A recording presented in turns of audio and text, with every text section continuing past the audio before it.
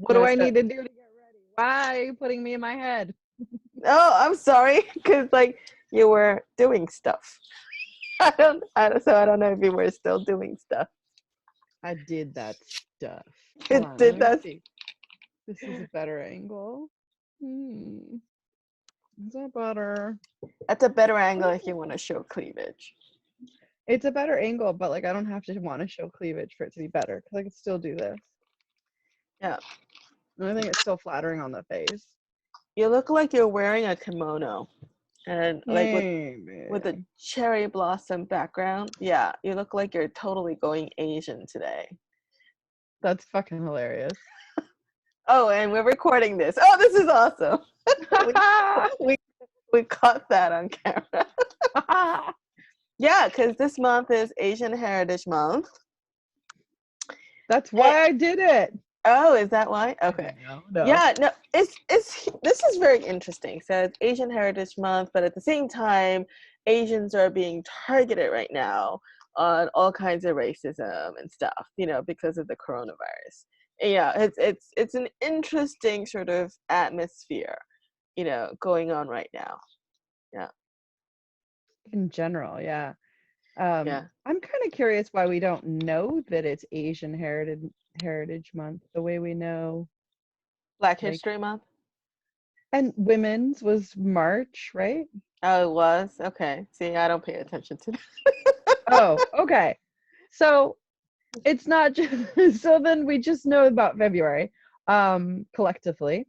But yeah, no, I knew about March, but I didn't know what April was. But apparently you're saying May is Asian Heritage Month. May is. April, I'm not sure what April was. There's actually you could just Google like different months. There's a whole list. Like almost everything has a month now. There's even like National Hot Dog Month or National Hot Dog Day. I'm sorry. Almost everything has a day.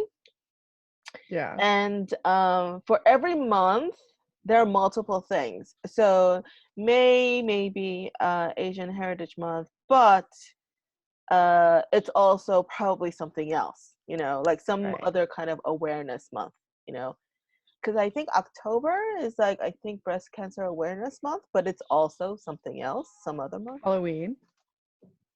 Yeah, there's Halloween, but that's a single day. But anyway, so it's not like if you have that month, you have exclusive rights to that month. No, like other, things also can be on that same month. Like it's your month, but we're gonna take days. Yeah, there are days like National Day, National Hot Wait, Dog Day, there's National Garlic Day, there's did you just National, say National Day? yeah, National Day of, different things. Oh, okay. Because I Yeah. just like the idea of just National Day. Today's just National Day. What's that National Day? National what? Just National Day. Yeah. No, like you like yeah, National, it's not like a holiday that you get the day off, but it's like Right. it's a national day of recognizing whatever that thing is. Yeah. And a lot of those national days, a lot of it revolves around food. Mm. I feel like I definitely know there is a National Hot Dog Day. I don't know why I know that. I assume it's in July, but do you know when? It may not be in July. I don't know. I mean, I know hot dogs are very closely associated with like July 4th celebration, barbecues, and stuff like that. But I don't know if it's in July or not. Yeah. Okay. Yeah. Because I would assume it somehow falls in line with that competitive eating thing that happens, but I don't know when that is. That's July 4th. They do that Oh, on. really? Yeah. Yeah. Oh, Yeah. I Well, just at least the one in New York happens in July 4th, because like Coney Island, the whole Nathan's hot dog. I think that's where they do it. Um, yeah. But the hot dog eating contest, that's usually on July 4th. Yeah. well, It's you one of the things know. that, people do. Yeah, is, have barbecues, eat other people, stuff their faces with hot dogs, and, fireworks. Yeah. Those three things. Those three things. Have barbecues, stuff their faces, No, fireworks. watch someone stuff their face. Oh, okay. So you just watch. Yeah, I guess not everybody is competitive. Not everybody's the competitive eater. But anyway, so yeah, so this is not a chat session. We're here specifically to. So okay, hi everyone. I'm JJ Ko. So I'm doing the series of commentary series on the shows. Let me start over. I'm gonna edit this part out. Hi everyone, I'm JJ Ko. Today I have Kathryn Dunn. She's gonna be my guest commentator. So I'm doing this series of commentary videos on my own show performances. And you might think that's kind of strange, but there's a reason why I'm doing this. So 2017, that's when I started doing my full-length shows. It started with my album release show, and then every year I would do like 2 shows a year, and and I recorded every single one, but I have never watched it until 2019. So for 2017 went by, didn't watch it. 18, did not watch it. And then 2019, the first show I did in 2019, after the show, I always ask Jody Shelton. He's my producer, and he also performs with me. I always like ask him like, "Hey, how do you think the show went?" And in 2019, he said, "Oh, I think it went really well. In fact, I think this may be your best performance so far." And I'm like, "Really?" So that sort of gave me the incentive, maybe, to watch my show, to watch the recording of the performance, because I always have sort of, I guess I am a harsh self-critic, that I always think like it didn't go that well. I had fun and I enjoyed performing and I enjoyed having the audience there, but I never think that I do these things well. So when he said it was my best performance so far, I felt a little relieved, and I thought, oh, okay, then maybe it won't be so cringy for me to watch myself. So that weekend, I watched all of my show videos, and some of them, the one that we're gonna watch today is probably the cringiest.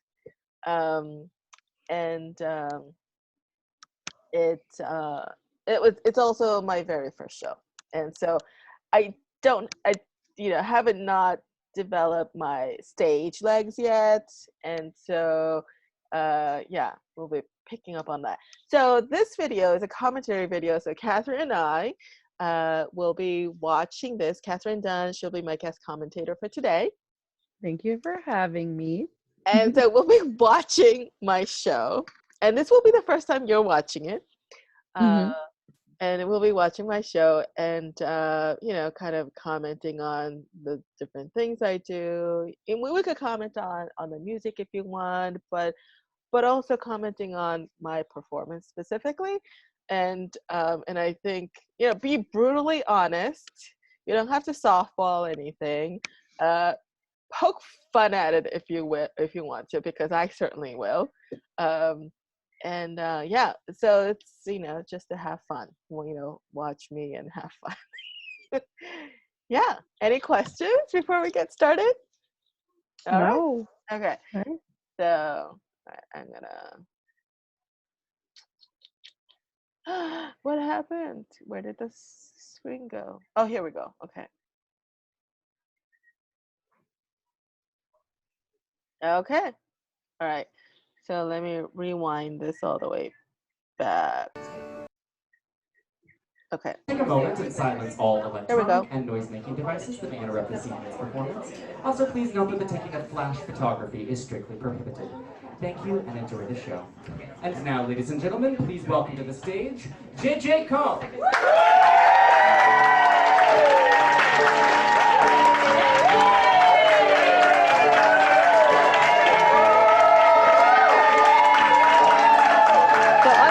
On the piano is Jody Shelton, and on the guitar, well.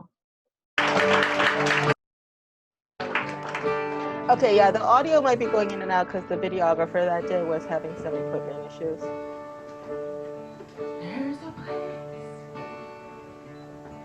And as you can see, we have some lighting issues.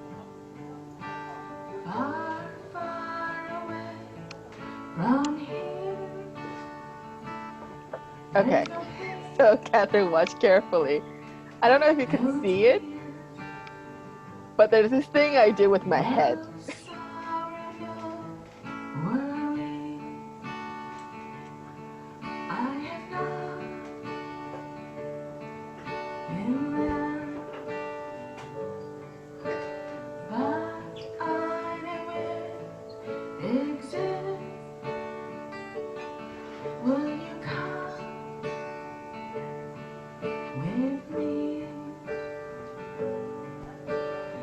Maybe I don't do it so much on this song.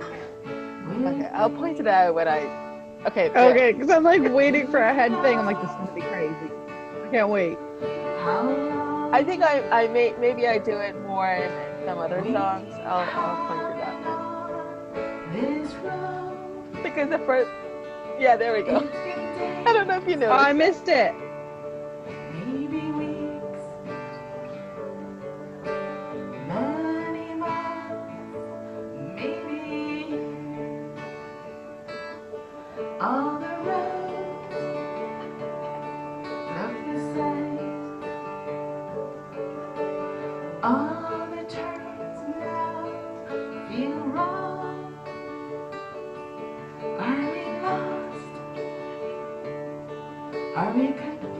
Okay, if you're not picking up on it, then maybe it's only obvious to me.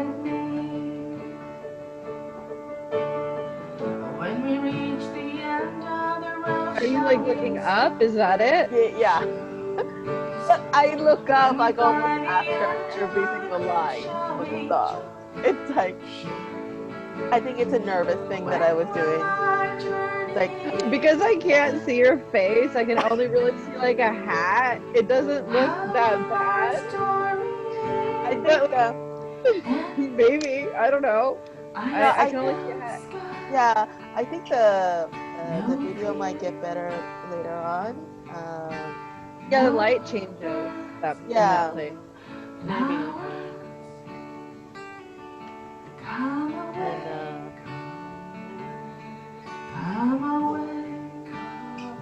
So this song, I think I only performed twice at this show and one other show I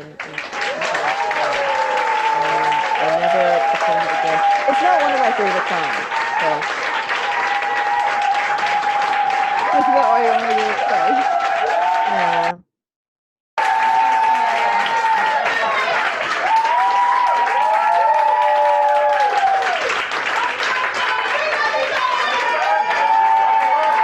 Okay, I'm like getting totally overwhelmed here. Hi. I can't see anyone beyond the first row, so like Well, welcome. Thank you all so much for coming. I think you still say that. What? Like at every show, I think you still say, I can't see anybody. So everything is happening all at once. Do I? So yes. All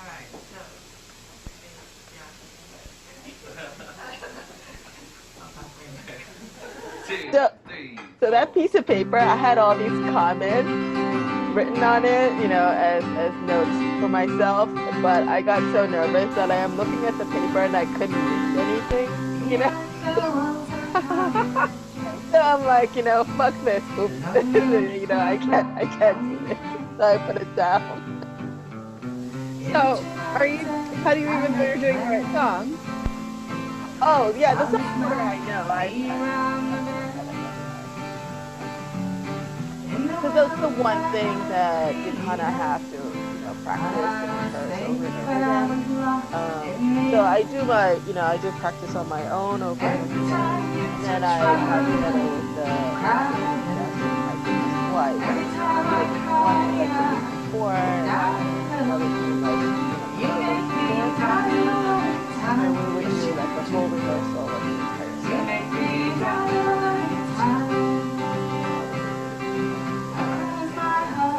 Okay, I think the video is getting a little better. Do that. But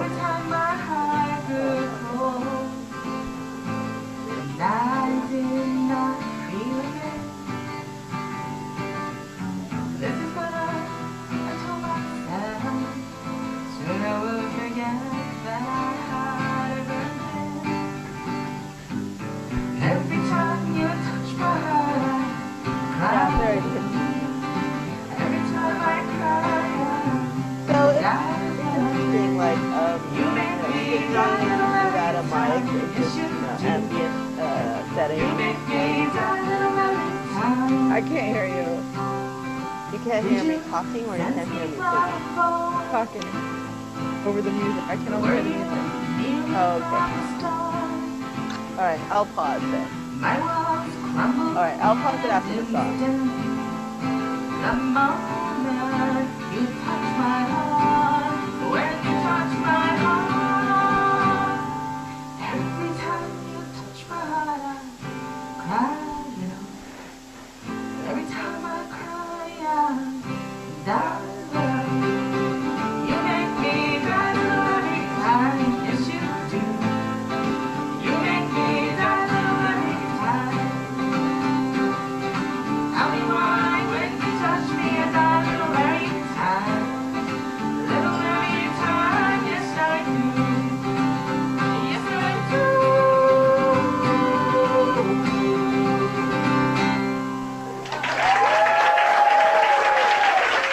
Okay, I paused it. So what I was saying before was that the first song was not so bad in terms of pitch, but this song I was very pitchy. So I was commenting on like how singing without a mic and just ambient setting is different from mic singing, and excuse me, and I think by this time I have not put in as many hours to practicing with a mic, and so so it's like it's interesting, like pitch control in a mic setting and pitch control in an ambient setting is actually quite different. I don't know why it is, but it is. Yeah. I think it's funny that you're pitchy because I'm like, oh, that sounds different. I like it. And I'm probably pitchy and tone deaf, so it would make sense. You're not tone deaf. I heard you sing. You're not tone deaf. You'll never convince me. But I'll never stop singing because it's fun. Yeah. Oh yeah. Singing is fun. So yeah. Okay. Shall we go on? Oops. Oh, stop. Lost my earbud. Okay. Oh, by the way, like Yeah. my news keeps popping up on my screen and everything outside my door is crazy. But go on. What are you talking about? What? Oh, just news because like I have an app. I'll tell you later. Okay.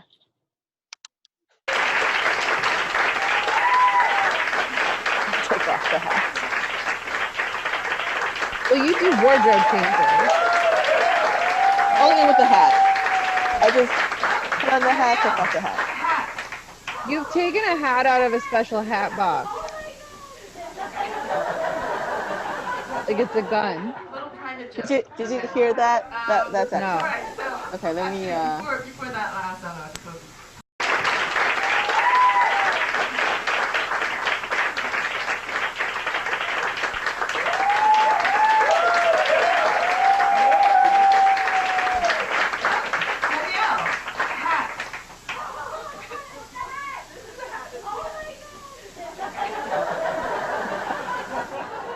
Okay, so I'll pause here. So that thing is the hat. So Danielle is in the audience. She's a coworker, and so several years before this, I think like I don't know, back in 2011 or 12 or something like that, like many years before this, and you know, the show is on in 2017.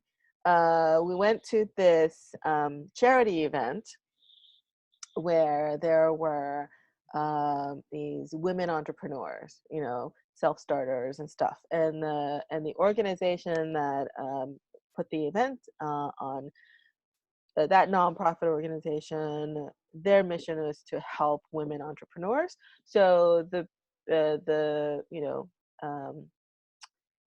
you know, the women who were selling stuff at that event, they were all, you know, received some sort of funding or assistance from this organization. One of them was a custom hat maker. And prior to that, I rarely wore hats because like I have this like really large head and weird shaped head or something. And like none of the commercially available hats, you know, like, you know, assembly line hats, they don't fit my head. They always look too small. And so I saw a custom hat maker, I was like, hey, I would love a custom hat. And she's like, okay. So she was taking my measurements and everything. And the hat cost $400. What? Yeah. What? It was Is that the custom-made. same hat? Because don't you have a lot of ridiculously priced hats, or is that the hat? No, that's the hat. That's the hat. And Okay, I yeah, bought this hat, and it's got a box. yeah. Okay, Yeah. and you carry it like it's a machine gun. Really? What do you mean? It's like a hat box, machine Yeah. gun. Yeah, it's a hat box. Wait, it's a round hat box, not a long hat Beautiful, box. but like it's a machine gun. Yeah.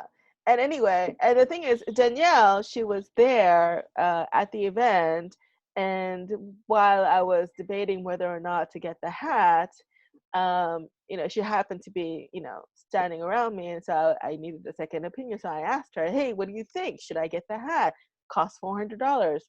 And she's like, "Buy it if you think you're gonna wear it." And I said, okay. And at that time, I was like, oh, you know, at the time I went to a lot of different events and stuff. So I figured, yeah, I'll find an occasion to wear it. So I decided to get it, but I never wore it. And every year, Danielle will ask me, did you wear the hat? Did you wear the hat? Did you wear the hat? And I'm like, no, no, no.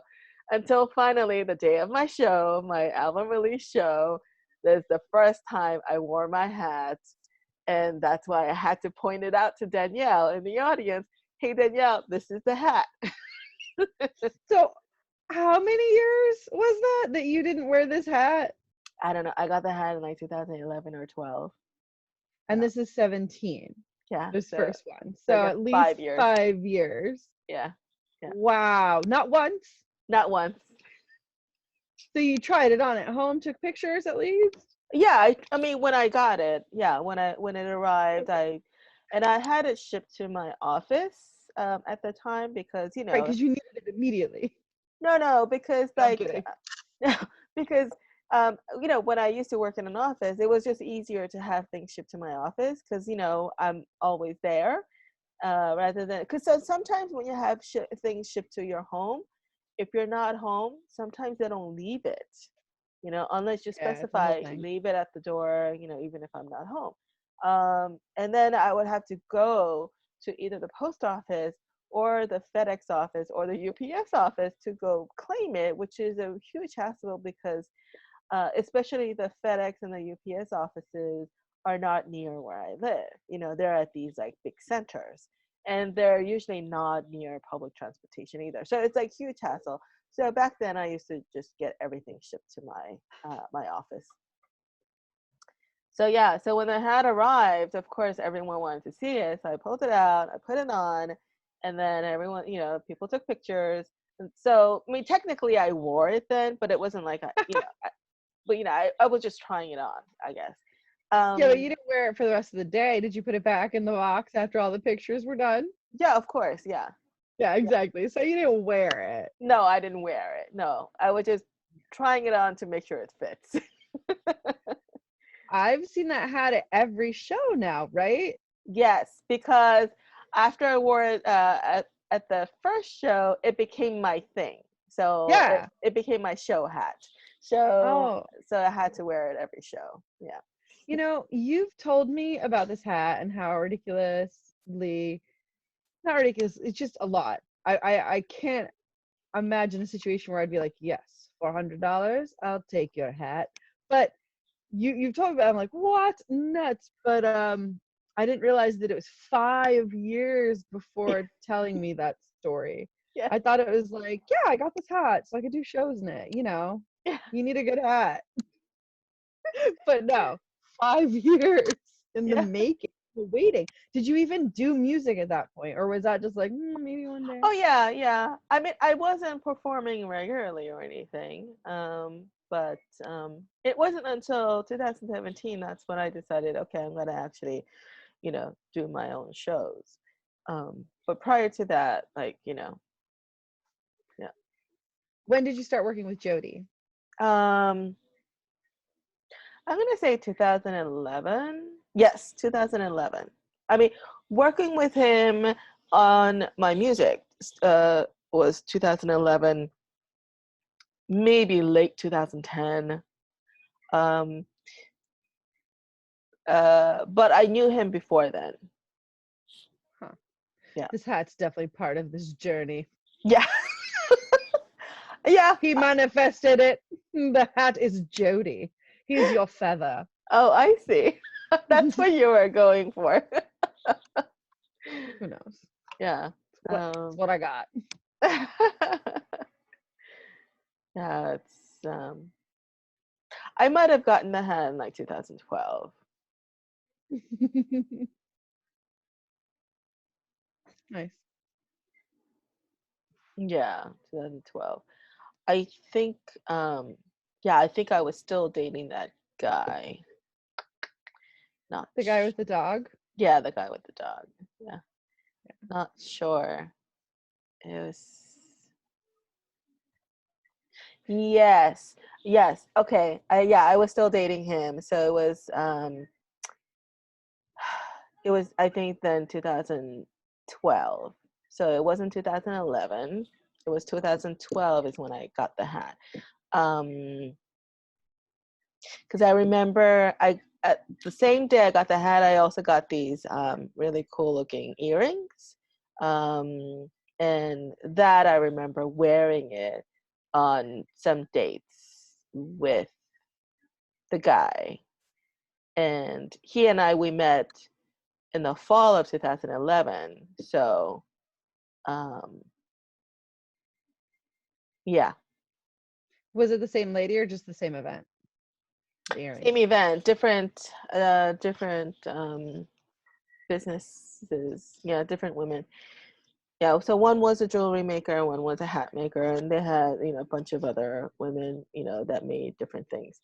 Oh, I got something else that same day. So one woman, she sold different flavored salts. So she took salt and, she would flavor it with like different kinds of spices and herbs and different things. And there was this one salt, it was smoked salt. And I'm like, I was really intrigued by, salt being smoked. And I'm like, huh. And so, I got a thing. And so I used it on occasion when I was cooking it, particularly when I was cooking steak. Because, when you, I know you don't eat meat, Kathryn, so, but, like, when you use smoked salt on steak, it kind of like mimics like, barbecue taste, I guess. I mean, that's what I was imagining it, but it actually turned out, to be quite nice. Yeah. Cool. All right, shall we I'm go on? imagining it on mushrooms. Sure. Okay. What about mushrooms? Okay. I said I'll just imagine it on mushrooms. Yeah. Before that last song, I was supposed to talk about it. So, people ask me how I got started and writing songs. So years ago, I think it was 2003, I wrote this poem. I've been writing poems since I was in high school, and I wrote this poem in 2003, and I didn't like it. I thought it sucked as well. And but I had a friend who wrote songs, and I gave it to him and thought, hey, maybe this would make good song lyrics. So I just wanted his opinion, and he liked it so much that he set it to music. So that last song, it's my lyrics, but it's his music, and that's the only song in this entire album where I actually share credit. But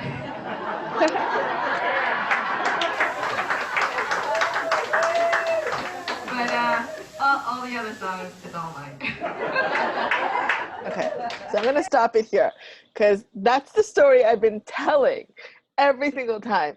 The other day, I went back to my old notes. So whenever I write, whenever I write a song, I used to do a lot more back then and less now. But whenever I write a song, it starts with like just jotting down some notes and whatever, right? And the thing is, I always date it. So every time I write something, I will put the date and often the time. And then I will keep it all in a single document. So if I pull up the document for this song, it records like every stage of its development, starting with the original poem, when I wrote the original poem and so forth.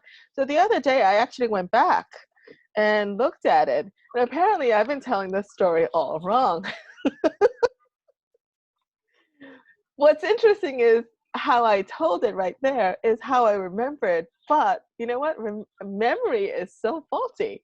So in my notes, what I wrote was this poem.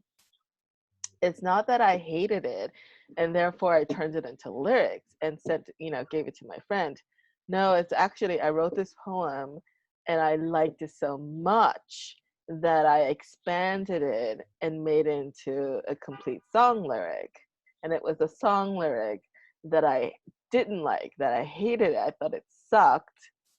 And that's why I gave it to my friend to get a second opinion. So that's the real story. So I the way I told it there kind of makes it seem like me venturing into songwriting was almost an accident, because here's a poem that I wrote. I didn't like it, but I thought it might make good song lyrics, so therefore that's how it got started. So, but the real story is I actually intentionally went in that direction. I wrote this poem. I liked it so much that I turned it into song lyrics, but I didn't like it. Got a second opinion. He set it to music, and that's what sort of made me realize that the possibility. And then I wrote another song almost immediately after that, and so and that's how I started writing songs. So there was a definite intention behind me in shifting from poetry to songs. Wait, so it was a poem that you didn't like and you gave it to him, or a song you thought you were writing, didn't like, and he put music to it? It was a poem he put music to, but you didn't like it? No, right. So what actually happened, right, that's how I told the story. But what actually happened is I wrote a poem, and after I wrote it, I liked it so much that I turned that into song lyrics. The original poem is actually very short, and it's basically um, the chorus section of the song. So that's the original poem. Now, that's not enough to make it song lyrics. So I said, okay, so how do I turn this into song lyrics? And then, so I had to write verses, and then, you know, uh, and then I decided to turn the poem, the original poem, into the chorus part and have that repeat, and so forth. So, and then after it was done, I thought it sucked, and I have it in my notes, in my original notes. This sucks. That's why I gave it to my friend, because I wanted a second opinion. Because, I have this habit of being very self-critical. And so I'm like, I don't know if it's any good or not. So yeah, that's why I gave it to my friend, and he liked it and put it to music. Actually, in the process of doing so, he had to kind of like rearrange some of the lines, because in song lyrics, sometimes you have to fit the number of words or syllables to the musical lines. And so he had to like make some adjustments, and he turned one of my verses, my last verse, into the bridge section. So yeah, so he did some editing, if you will. But yeah. Interesting. I know that because when I work with somebody that, I mean, I'm in a band, so when we work together, some of the lyrics I'll want to change things because I can't say it. Yes. And I'll be like, wait, it has to be the right like melody, harmony, note, key. I don't even know, but I get what you mean, and it makes sense that a musical person would be like, fix.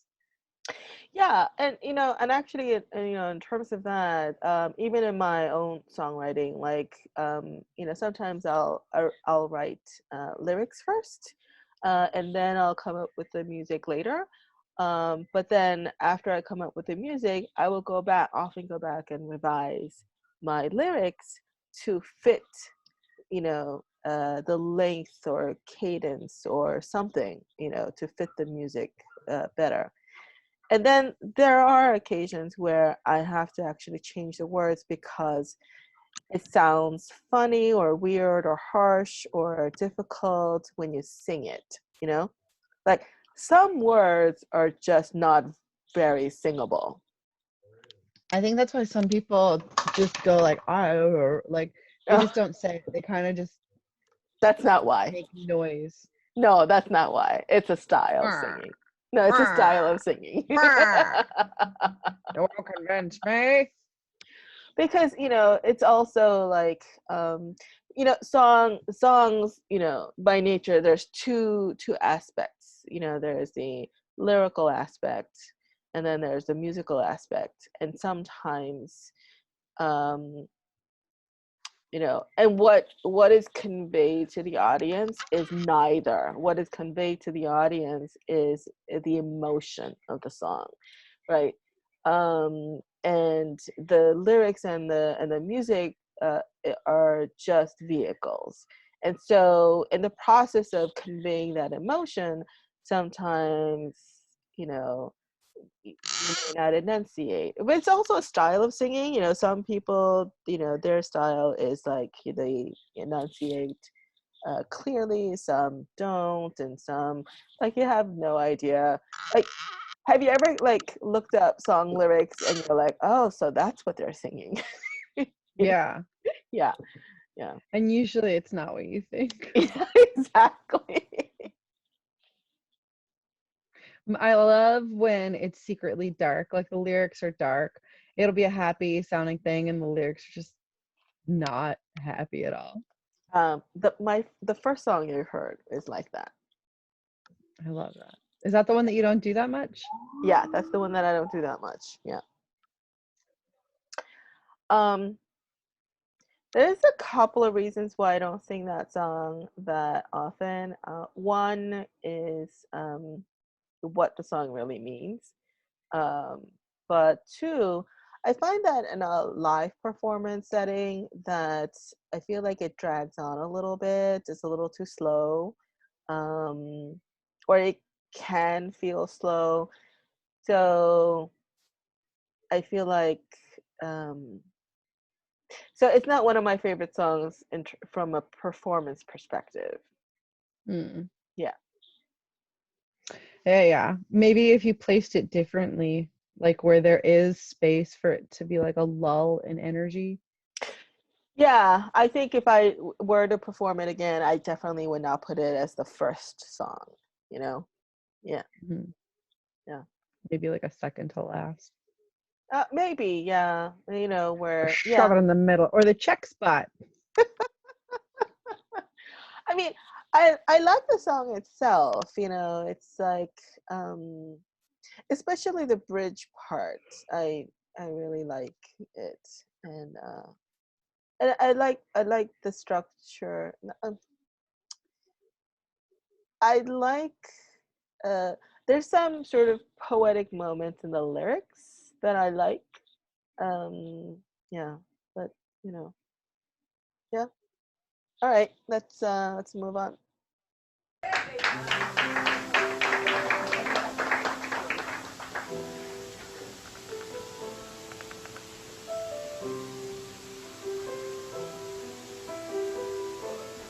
So this is the song that I wrote, the first song I wrote completely. As you walk away, what more can I say? But my love goes with you. This is true. I don't know what to do with my hands there. Once you were mine, in another lifetime, but now I know I must let you go. I close my eyes, feel the sadness inside, and the pain that one day will subside. In time, I know I'll be stronger and free, but in my heart, I am definitely rushing some of those lines.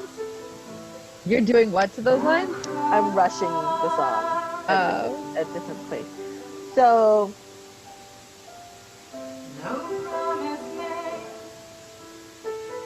not to be broken, and no debt to be paid, that was taken.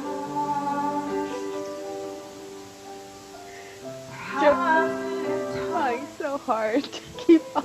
That I set my mind, getting up, moving on, now that you are gone.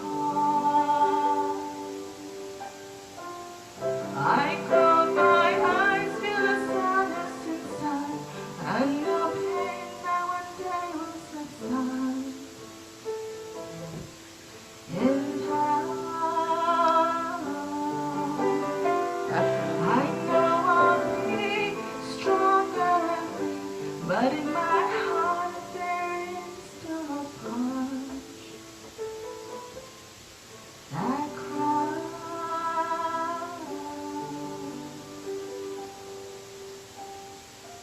That. Once you were mine, in another lifetime, but now I know I must let you go, let you go,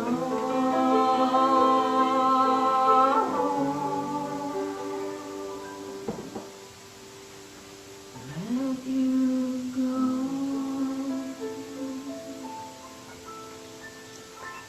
It could be for breathing. What? Like to breathe. No, it's not that. I know exactly what it is. Why? Yeah. It's I feel this. yeah. It was a nervous thing, and so I don't know if you noticed, like, if I'm not singing with my eyes closed, like I feel like that's when I feel the most comfortable, is when I'm just closing my eyes and I'm just singing, and so it blocks out like all distractions. Yeah. But when I have my eyes open, I don't know where to put my eyes, and so I was like, there were moments in the song when I was like looking at different corners of the room or something, like I don't know where the fuck to put my eyes. And I think looking up is also part of that too. I think, like, I don't know where to put my eyes, so I'm just gonna look up. But then I think when I was on stage and doing it, I didn't realize how obvious it looked. You know, watching myself do it, I'm like, oh my gosh, why do I keep doing that? At some of the songs, I look like I'm a bobblehead, you know, like doing this. It's like ridiculous. Just find like a spot that's got like a good eye line. You're like, oh, this is flattering. I'll look at that right next Yeah. to this light or this box or this sound booth. I Look at the think, sound booth. Sing I to that think, guy. yeah, I think in subsequent shows, I just like look straight ahead. So in the back of that room was where the bar is, or is where the bar is, and so, and the bar section is lit, obviously, so that the staff can make the drinks, and so, and that's a point of light, so it's easy to sort of like put your eyes there. Yeah, so I think that's what I've done in subsequent shows. It's just like look straight at the bar. You sing to a specific bottle. Yeah. Maybe Patron, I don't know. Like, this is for you, Patron. So what I was saying about this song is I was rushing it. So this song is interesting, and I think I've always had a little bit of a difficulty towing the line between dragging too much and speed and like rushing. So during the chorus, it da da da da da da da da da da da da da, it has that sort of like up and down kind of thing, and it should sound very sort of it should sound I don't know how to describe it. There's a definite like sort of a rhythm to it, and which kind of creates some movement, in the cadence and in the in the song, which is good because it's a bit of a different pace from the verses, but you could, so that part you could easily rush it, and I do, and then verse the verse portion you could easily let it drag, which I do. So like everything I'm not supposed to be doing, I'm actually doing in this performance, so it's kind of like ugh. And the thing is like no matter how well subsequent years I get better, but like leading up to the show, like it didn't matter how many times I practiced. It's like when you get up on stage, sort of like all that, um, flies out the window. Although that's actually not true. And this just may be an indication that, if Jody were watching this with me, he would probably just say, no, you just didn't practice enough. We only do like one show a year, right? I do 2 shows a year. Yeah.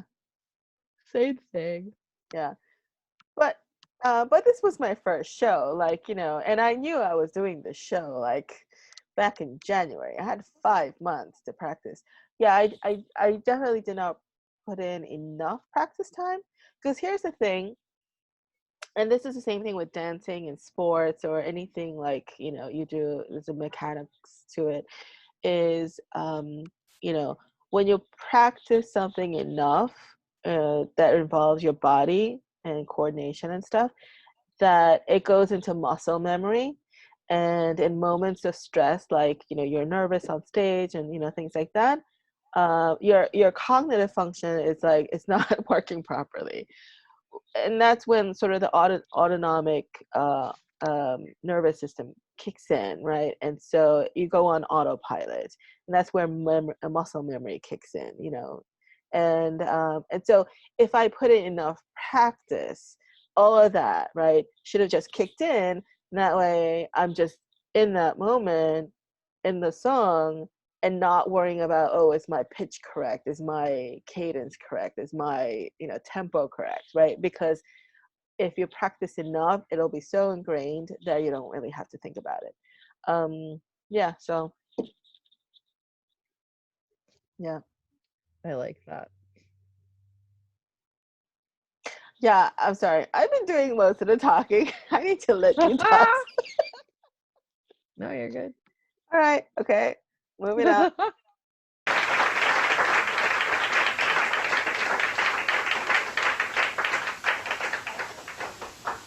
So the story I told you earlier is only a half the story. So that's how the first song happened, and there was a part of me that I felt my friend stole that opportunity from. So I had to actually go ahead and write another song right away, and this last song was that one. So it's kind of sorry. So here, the real reason why I started writing songs: spite.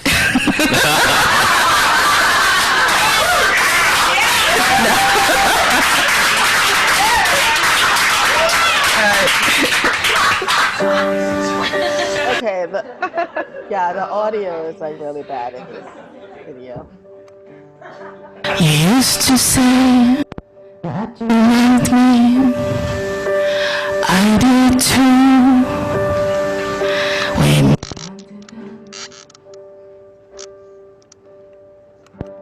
had moments, good and bad. That head bobbing thing I do a lot in this song, I think. So wait, is the volume up on this one? No, I think what's been happening is I think so the videographer, there were some issues with the the audio feed. I think up until this point what we were hearing was the ambient feed.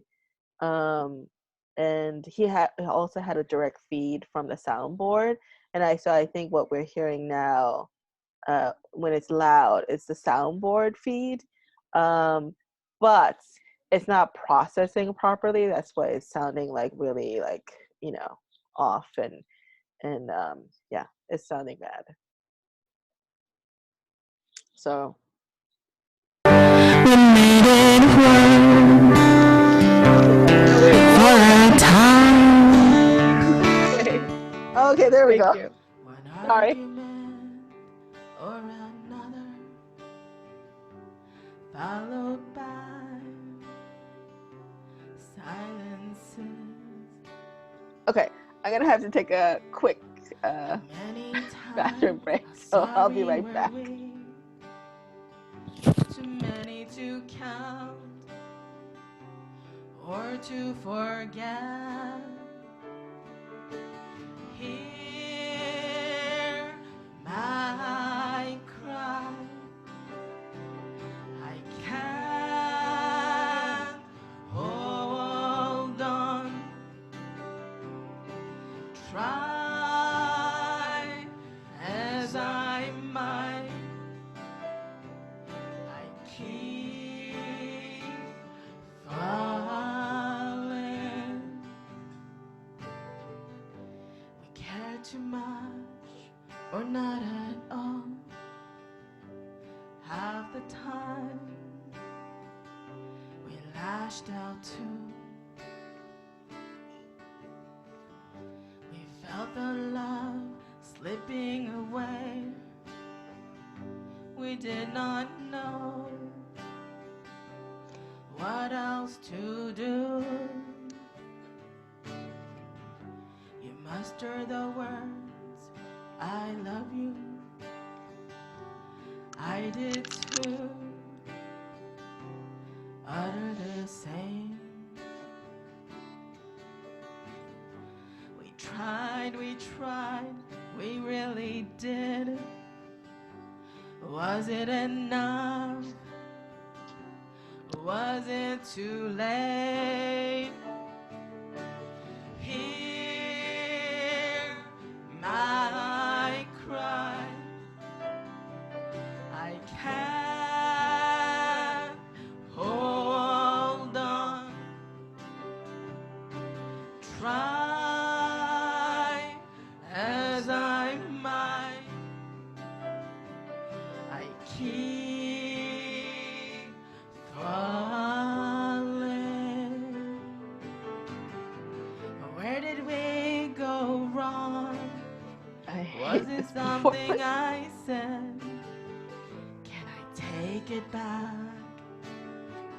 Can we go back? Where did we go wrong? Was it something you did? Do you see how many times I look up in this song? It's terrible. Can we start all over? Is that why you hate this part? Huh? Is that why you hate this part or something else? No, I just hate the fact that I was like constantly looking up. It looks Ah! We We said There's a drinking game that could kill you of alcohol poisoning. But at least Oh, can shoot, I we forgot. stay Yeah, we were supposed to do that. Can Oh, we no. let We go? were supposed to have a drink in Can hand we and then, drink every time. Like, you decide when we drink, like what the rule is. I cry. I mean, it can't be that because we die.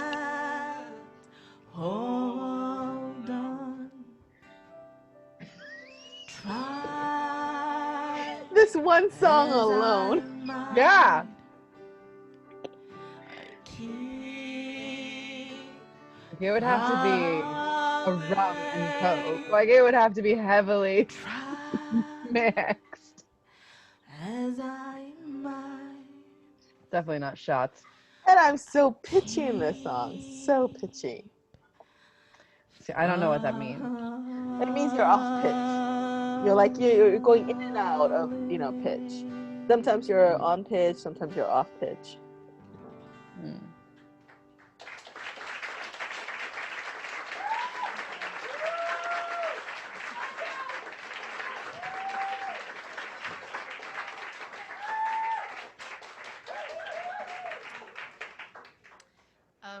Because I started out writing poetry, a lot of my songs, the meanings are layered. So there are many layers of meanings and stuff. But this last song, it's exactly what it means. It's the breakup no song. hidden meanings there. Is this the one with the dog? Yeah, it's the breakup song with the guy with the dog. All right, good. This is my favorite.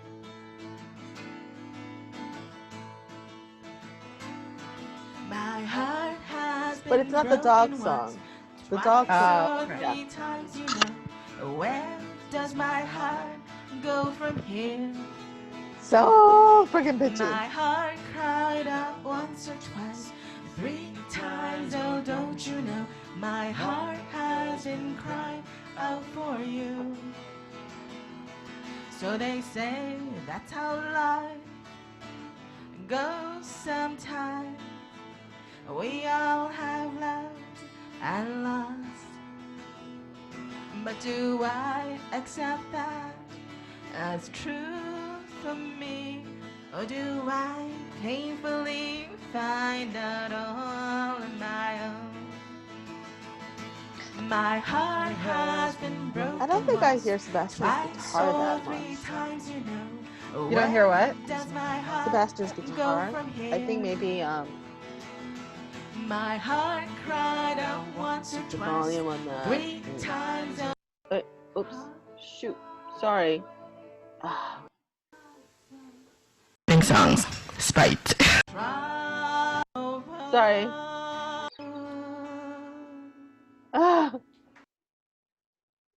I accidentally pressed something. That's not it. But Where did it go? Here we go. Sorry. This is nothing but a dream. Or worse, just a fairy tale. What if there is nothing real out there but a vast emptiness? My heart has been broken once, twice or 3 times, Where does my heart go from here?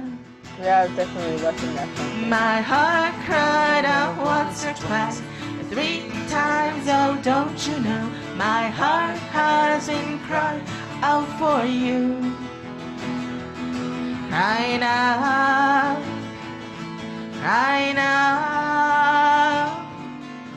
for you.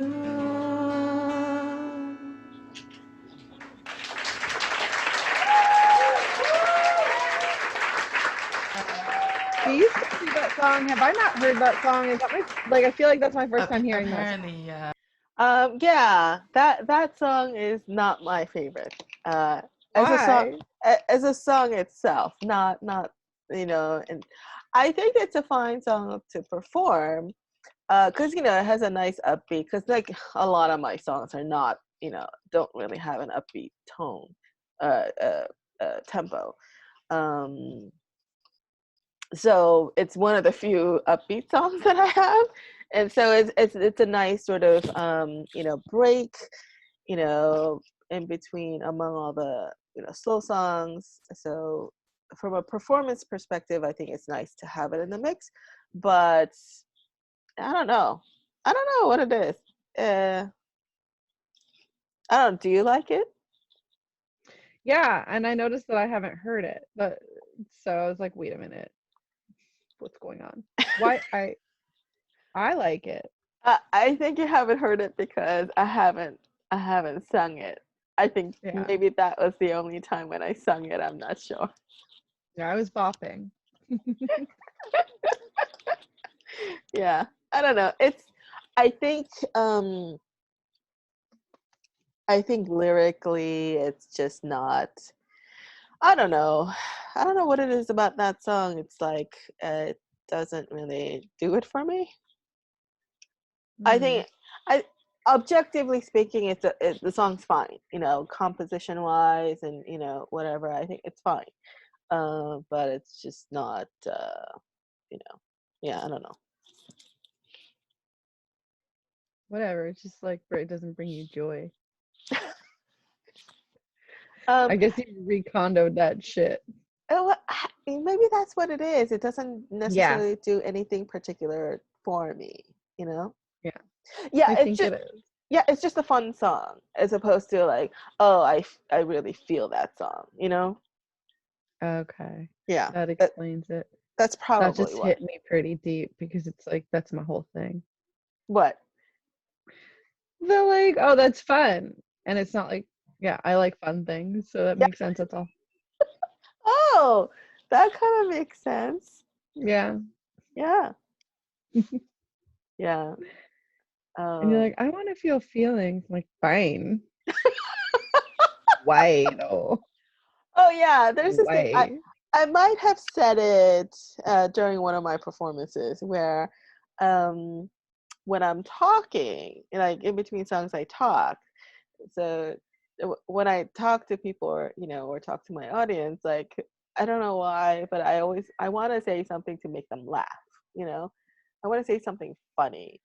But when I'm singing through my songs, I want to make them cry. Fair enough. I want them to feel so much that they end up crying. It's like that's the biggest compliment that I could get if somebody, when my audience members come up to me and like, oh my gosh, that song made me cry. I'm like, yes, mission accomplished. I know what you mean. I did that with like I've done that with comedy stuff where I've wanted people to cry at certain points. It's like, yes. Yeah. So I get you, but you're a sick bitch. Yeah. I want to make them cry when I'm singing. I want to make them laugh when I'm talking. Sick bitch. Emotional roller coaster. Yes. Yeah, Okay. but I get it. Sad songs are my thing. But Right. So then. but once or twice, 3 times, oh, don't you know, my heart has been crying out for you. Crying out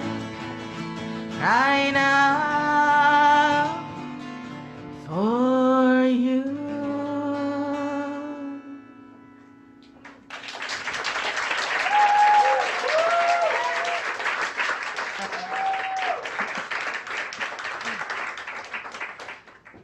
Apparently, sad songs are my thing.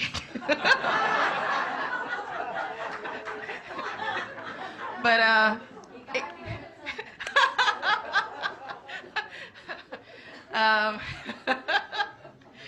so I don't know if you've noticed, but there are a lot of songs with the word "cry" in it. But there are also a lot of songs with the word "heart" in it, and I actually did a count, Jody. Of the songs, there are 5 songs with cry, 5 songs with heart. So, yeah. All right. A little trivia. So this is the album title song. So I'm gonna pause right there. Okay, I say it's the album title song, but I don't say what the title is. Apparently, Y'all bitches are here and should know. Like apparently you're like, you all know what this is. You're here, you know what you came here for. You probably say it at the end, right? Or do you know you never tell them? I think it's just a slip. I think I just forgot. And apparently this is not the first time when I do that. Oh, okay. Got it. Apparently, I think I do this probably more often than not, where I say, "Oh, the next song, this is the title song of my album," and then I start singing, but I don't actually tell them what the title is. And yeah, because somebody pointed that out at not at this show, but at another show during the after party. They said, "So Yeah. what's the title of your title song?" And I'm like, "Oh, Rose and Twine. Didn't I say that?" And I'm like, "No." Who asked you? Do you remember? I actually do. So I think it's the show I did after this. So the guitarist I used at that show is not Sebastian, it's somebody else, Stephen Flakes. Time out. The guitarist was like, "Hey, what's the name of that song we just did?" No. It's his girlfriend. Oh. His girlfriend came to the show, and then during the after party, yeah, I think it was her, if I remember correctly. But who knows? Apparently I don't remember things correctly. So That's fun either way. yeah. All right. Okay. Here we go. Maybe you have a note somewhere and you'll find it. Like the old ancient. I'll go back. With cry, 5 songs with heart. So, yeah. All right. So this is the album title song.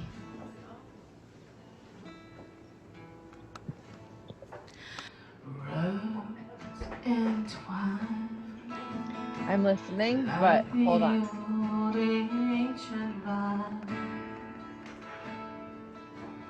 They bend and turn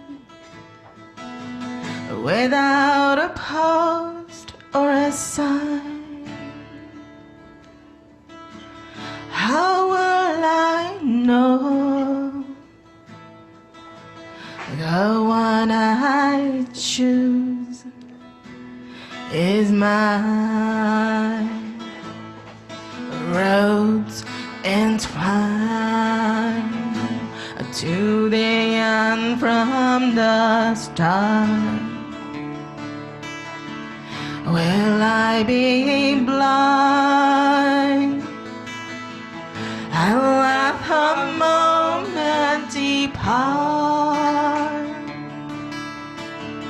Where will I find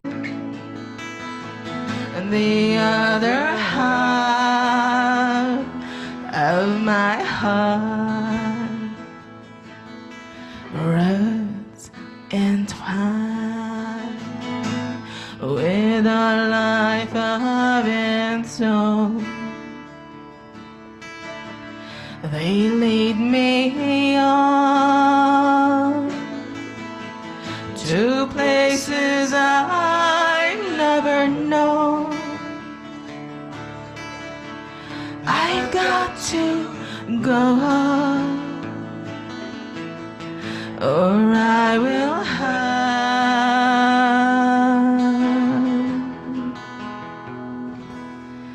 been alone.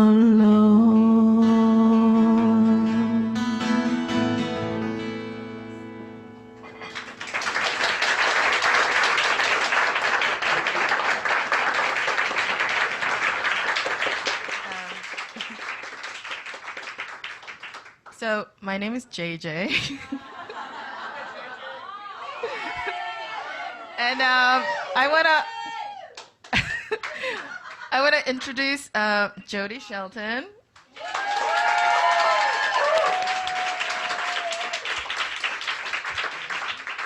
He is the amazing producer who helped me make this album a reality. I'm getting choked up. And I think I almost cried I there. met Jody. He used to be the musical director of this musical improv company called Baby Wants Candy. And this was during my improv days. And I know it's a great name. And they also had classes. So I took a class. And then at some point, I found out that you also wrote songs and you had an album. And the class was over, and I really wanted to work with him. I called him up one day and arranged to meet, and I brought my guitar and sang my songs and was like really hoping he saw something in it, and so at the end of that I said, oh yeah, I really want to work with you. And he said yes. He said yes. Aww.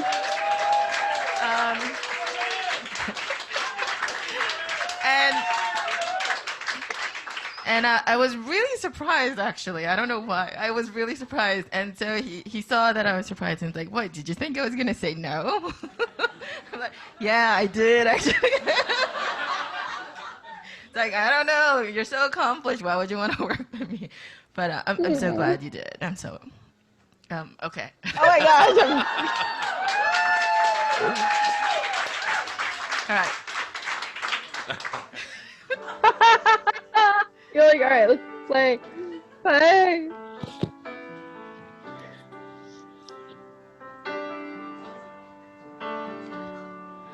Hello, my dear old friend. Oh, it's wrong. Tell me the story that never ends. Nothing. Pour out What's wrong? No, your I'll tell you heart later. right here.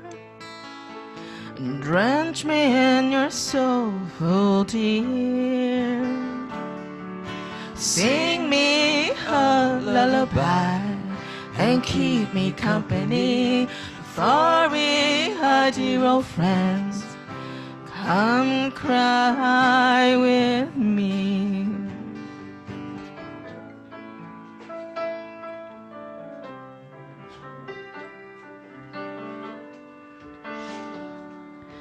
Through all these lonely years, through all the sorrows and fears, others have come and gone. You knew me before the dawn. Sing me a lullaby and keep me company, for we are dear old friends.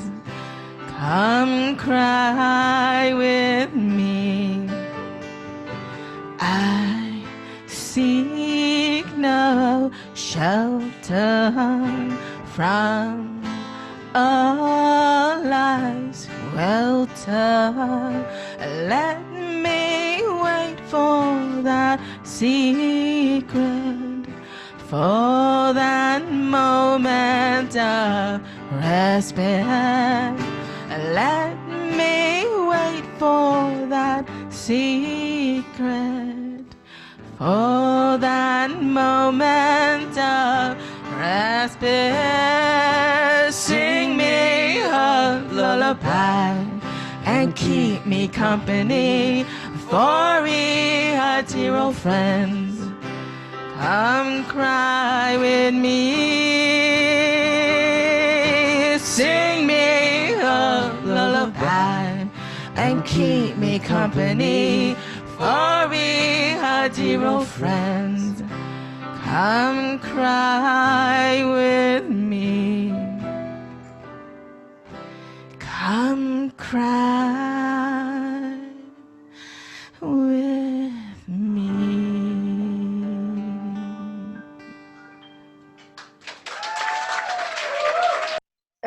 So I don't know. You say something because I have like so many things to say. Well, Sam, because you had something to say at the top, and you're like, "I'm gonna wait." And it's like, "Well, tell me. I want to know." Shit, No, because I didn't want to interrupt. Yeah. So no, like right off the bat, like the first line, I'm like not on the right beat. You know? I mean, I think on stage, like watching this, I realized like how much work the musicians actually have to put in to like kind of keep up with all of the mistakes I make, you know? Like, because sometimes I speed up, sometimes I slow down, sometimes I miss a beat, sometimes, you know. And the thing is, like, they're actually proficient and professional enough to know, like, okay, oh, she skipped that part, or like, oh no, she missed the beat. Okay, that, you know, we'll just, yeah, adjust. So they both have song sheets in front of them so that they know like where to jump in. And yeah, I don't know if I might have song sheets in front of me. I think I do, just in case, like, you know, I forget the words or something. But I can tell you that I'm not looking at the song sheets, and I can also tell you from memory that when I was on that stage, I could not see anything. Yeah, I know that's the first thing you said, that you could only see like the front row or something. No, I could even see the sheet that was in front of me. Oh, okay. Wow. Yes. Yeah, so, you did say that earlier, that you were so nervous, everything was just like, wow, I can't see anything. Yeah. So like even the song sheets in front of me, like I'm sure there were times when I was like, when I looked at it and I'm like, I have no idea what any of this says. It's like, it's not registering, you know. It's not like, it's so, okay, let me clarify. It's not that I can't see it. I see it, but not, it's just not registering, you know. So it's like, I can't read it. I know there are words there. I know there's a sheet there. And yet, like, I know what words are. I just don't know how to understand them in this context. Yeah, so early in the show, I had a separate piece of document where I had all my talking points written down, and like, again, I'm looking at it, I'm like, oh my gosh, I can't read these words. I mean, because it's, again, it's not registering. And like, I know there's a sheet of paper in front of me with all my talking points, and like, you know, so I actually put it down on the piano next to my hat, and I had to kind of like just ad lib, you know. I don't know if I remembered any of the talking points either. I think I just kind of like went with the flow. And this is where like maybe a little bit of my improv training kind of kicked in, you know? Yeah. Yeah, in terms of the song, this is actually one of my favorite songs. I like the lyrics, I like the melody, I like the, you know, the music parts. I like what it means. There's a special sort of, you know, place in my heart for it too, in terms of like where that song comes from. You know, what place in my heart that song comes from, actually, is how I should have put it. And so, yeah, so it's a very special song for me, and I like performing it. And also in terms of like the pitch, I think it's in the right pitch for my voice.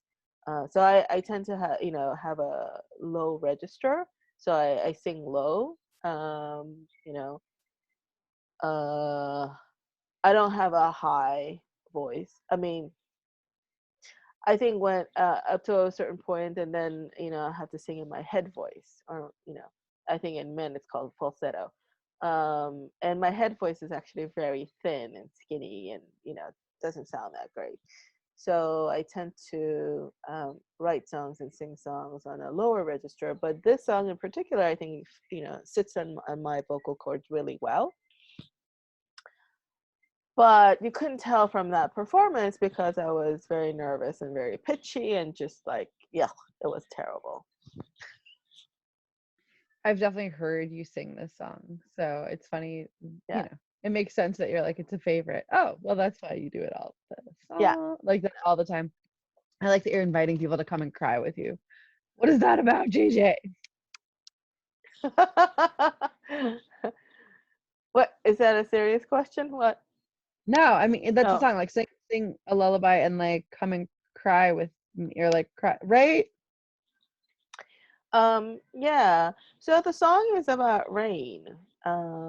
So so the lullaby thing is like, I used to, even as a child, like rain was like my favorite thing, and whenever it rained, like I would actually go outside, with an umbrella and like, and listen to the raindrops like hit my umbrella. It was like, and if it sounded like a lullaby to me, and I would sit outside for hours, listening to the rain.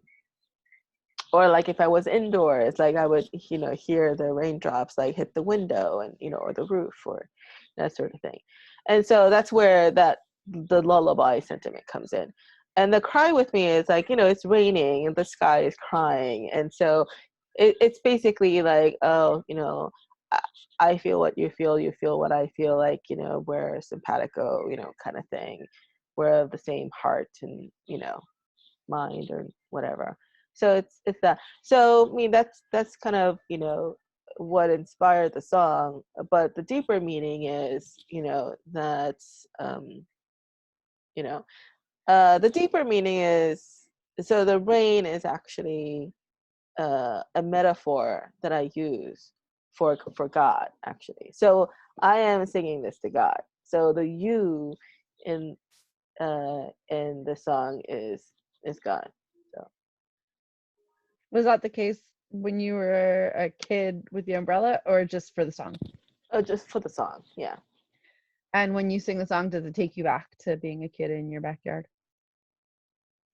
Not not necessarily. So this is also one of the songs that used to be a poem that I converted to song to a song. But this one you liked. Oh. Well, so okay. It was only that first song lyric that I wrote that I didn't like. Okay. Only because I was just starting out and, I didn't know really what I was doing. And yeah. And, whenever I start anything, I have a tendency to think it sucks, until I figure out what is it that I'm doing and how to do it and all that. So by the time this song came along, I had written already like at least a dozen songs. So, I kind of knew like what it is I wanted to, where I wanted to be with the song, and yeah. Um, it's also very typical. I mean, right now, I don't go through as many revisions, but back then I would go through so many revisions. Like, I mean, I could look it up, but I'm sure this song went through a lot of revisions. And sometimes all those revisions happen over several years even.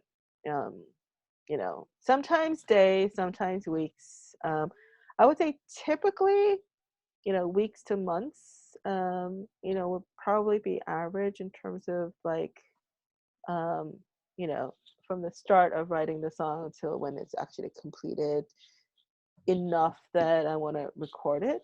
But sometimes even while I'm recording, like I would go back and I'm like, no, I don't like how that line sounds or how that line feels or whatever. I'm going to change the lyrics. So then I would have to go back and re-record the lyrics. Re-record the lead vocals because I've changed the lyrics. Yeah. So I would say for me, like the song is never actually completed until the recording is actually released. And then once it's out in the public, then I don't fiddle with the song anymore. You sure? Because you could always. I don't. I can, but at some point you do need to let go, right? Because you need to move on. So, yeah. I mean, that's what people would say, so you're probably right. What you're saying that because you don't believe them, or because? No, they're probably telling the truth. But also, you could always re-release a song or whatever. Make your loyal fans angry with the changes.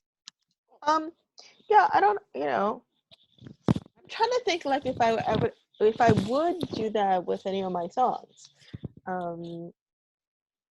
that I've already released, there are definitely songs that I've changed like dramatically. There's this one song that like the original version and the final version are basically two different songs because it's changed that much. Like two different songs, meaning the words are different, and also the music is different, the melody is different, the chords are different. Are the titles different? Because it sounds like different songs, JJ. Yes, the title is different. All right. So you got two songs out of the same just from revisions. I guess so, yeah. Nice. Do it again, make a third one, make it a completely different song. Yeah. But anyway, okay, moving on.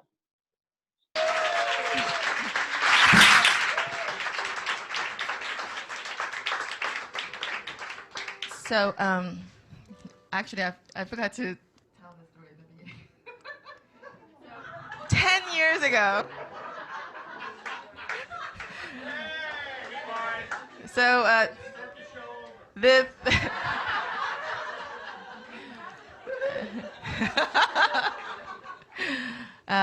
So this was supposed to be my intro. So 10 years ago, on my birthday, so 10 years ago today. Oh, thank you. Oh yes, I share my birthday with Star Wars. It's awesome. I know who that is. So I had a show, and I think Ruth, you might be the only one who was also there. I had at that time I had just had 3 songs, and so I didn't have enough, obviously, to fill the entire hour. So I asked a bunch of my friends, "Hey, you want to do something?" So I had a comedian MC and some singers and a small theater group, and they did this very, very dark scene. On my birthday, but hey, it's good. It's all good. It's all good. So we had a blast. Was I involved? And I thought I would do something similar like that again. Okay. I didn't know you back then. 10 years later, here we are. Okay, because I do dark shit. No, so let's pause right there. So the dark scene. So that 10 years prior to this,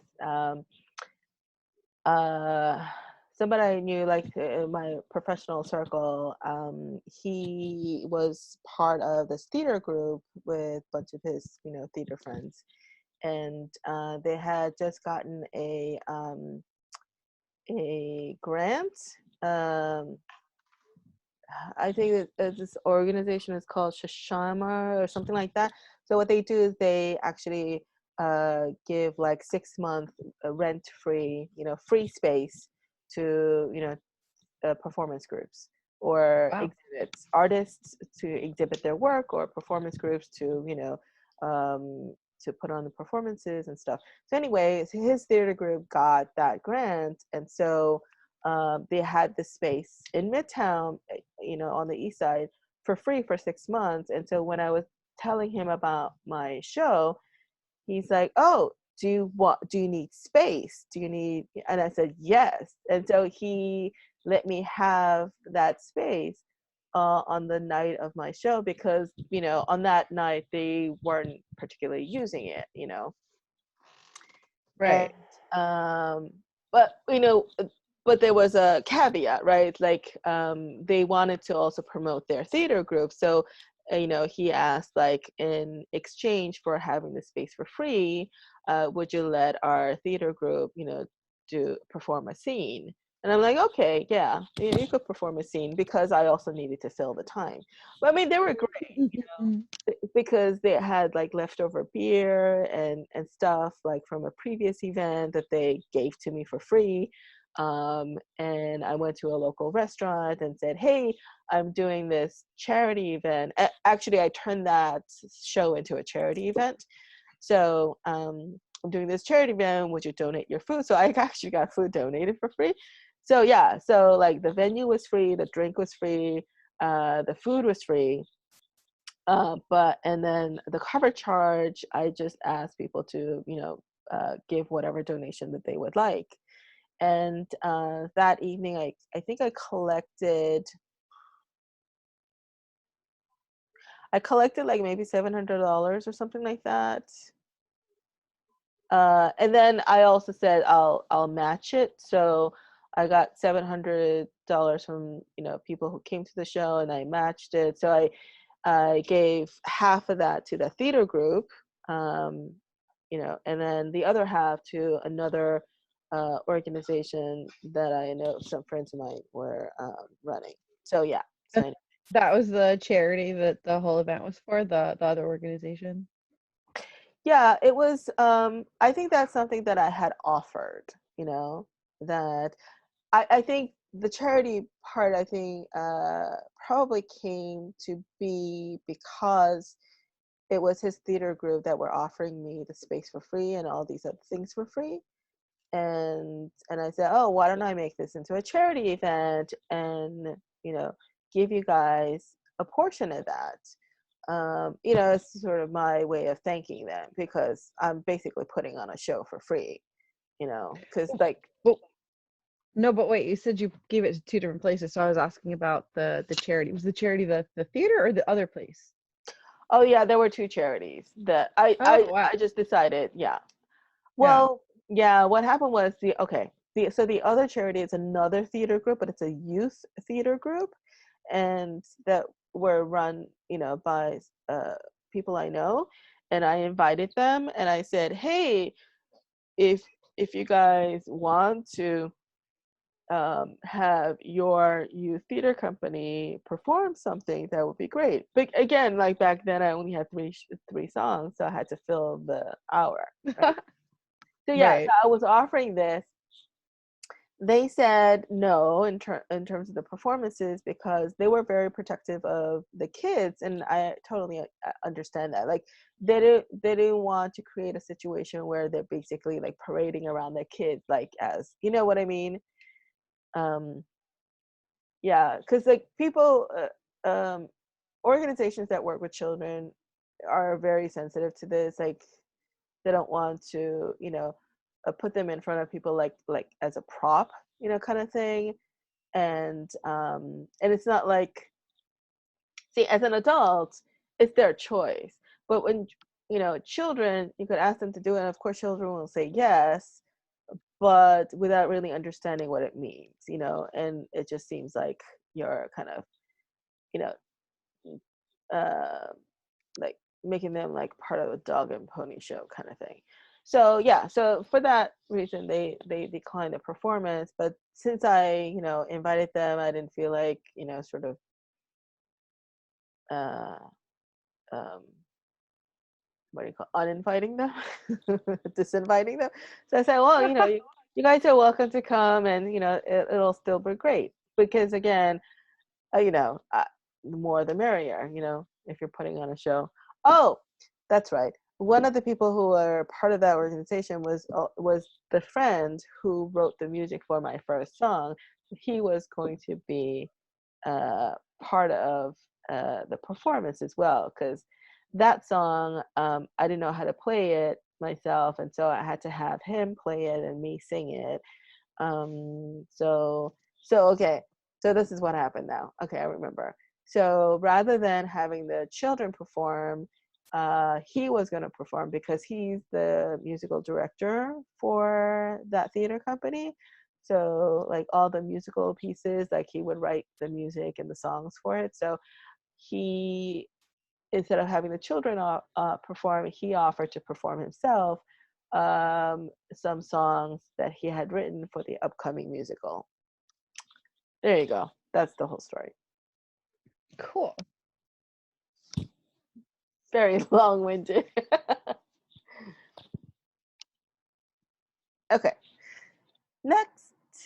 We're only halfway, by the way. This is ridiculous. Right. What are we doing? Oh, yes. Okay. 1, 2, 3, 4.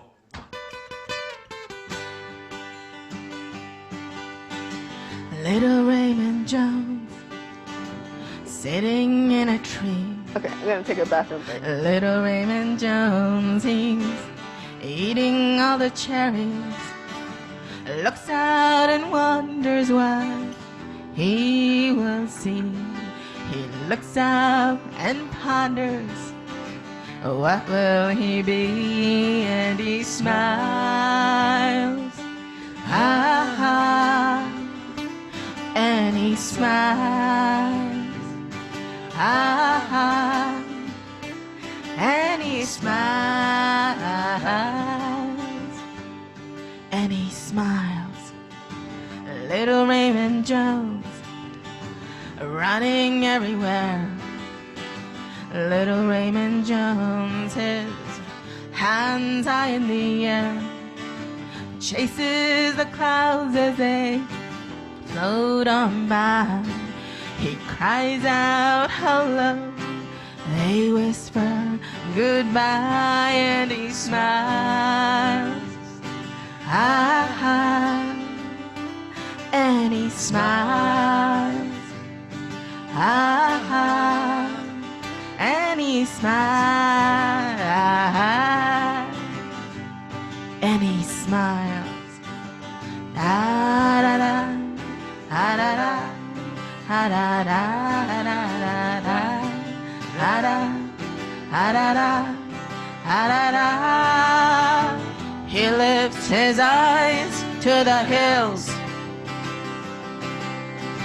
wonders where his help comes from. He hears a voice of the Lord, maker of heaven and earth.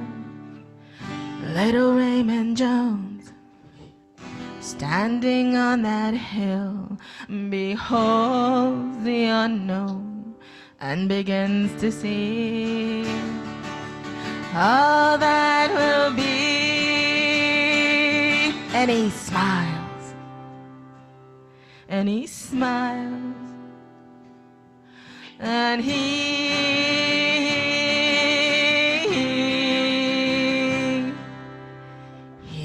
smiles.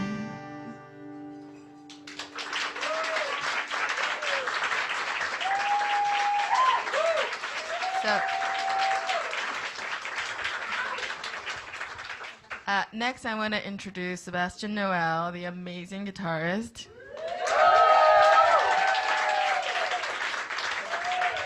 He's a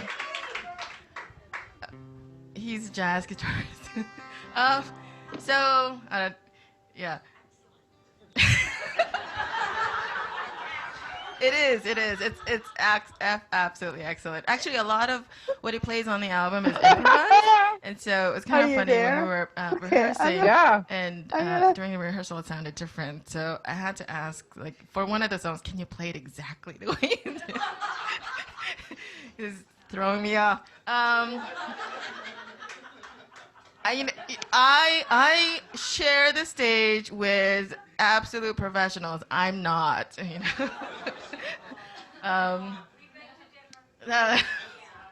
I think Sebastian's reaction is like funnier than what I'm saying. Story. I don't know. Yeah. Okay. So this album, right? What was it? Because we he's started off working camera on it in now. 2011. When he was 2011, off camera. and then we took a couple years break and came back to it like 2013 or 14. And we recorded all the tracks, my vocals, his instruments, and then Jody really wanted me to play my guitar on the tracks, and Should I rewind? Definitely if you want me to see his reaction. Okay, here we go.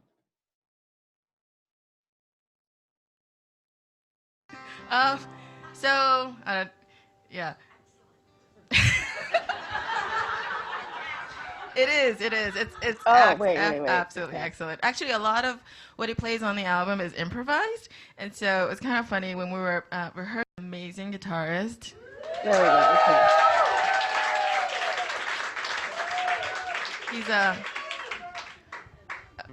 He's a jazz guitarist. I don't know why I laugh when I say that. Yeah, he just like raises the guitar. It's absolutely excellent. Actually, a lot of what he plays on the album. Yeah. So okay. So I said, my amazing. I want to introduce to you the amazing guitarist. He's a jazz guitarist, and for some reason, when I was saying jazz guitarist, I laughed. I don't know why.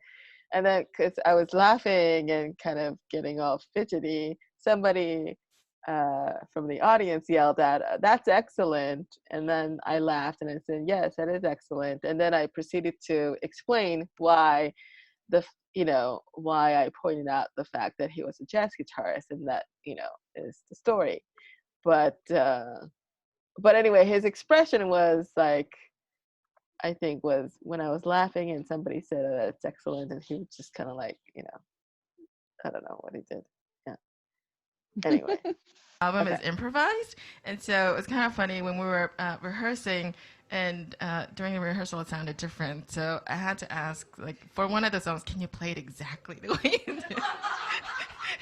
It was throwing me off. I share the stage with absolute professionals. I'm not,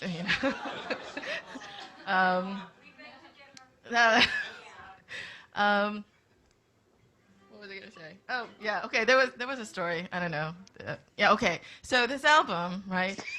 We started working on it in 2011, and then we took a couple of years break and came back to it like 2013 or 14, and we recorded all the tracks, my vocals, his instruments, and then Jody really wanted me to play my guitar on the tracks, and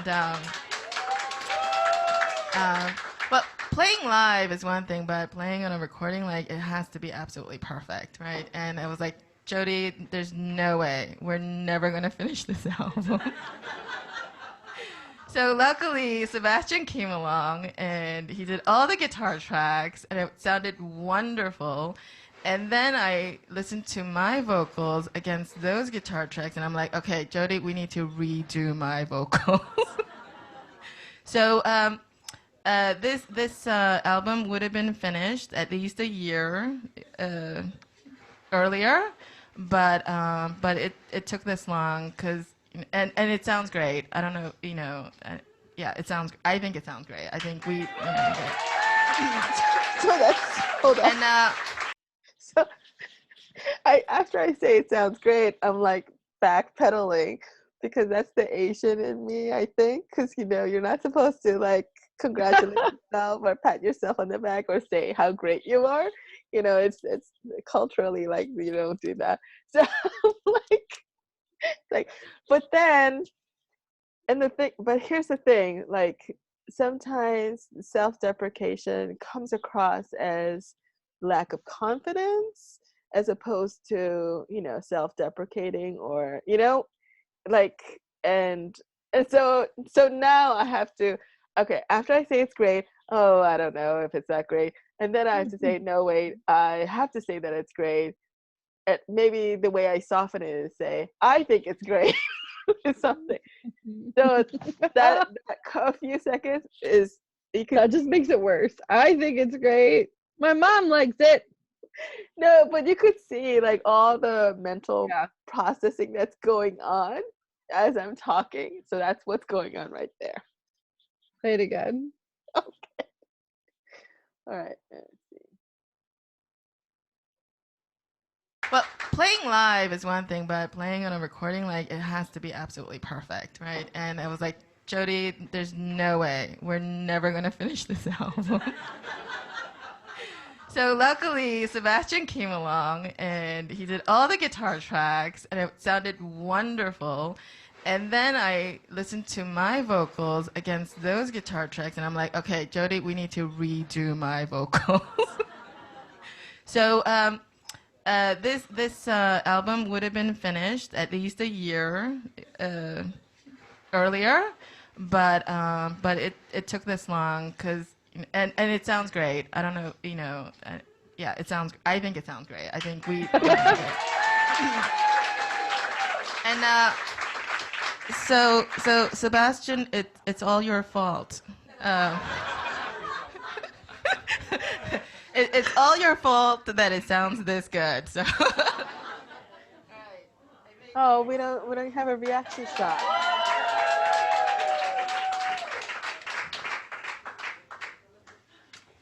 And you get to hear me play.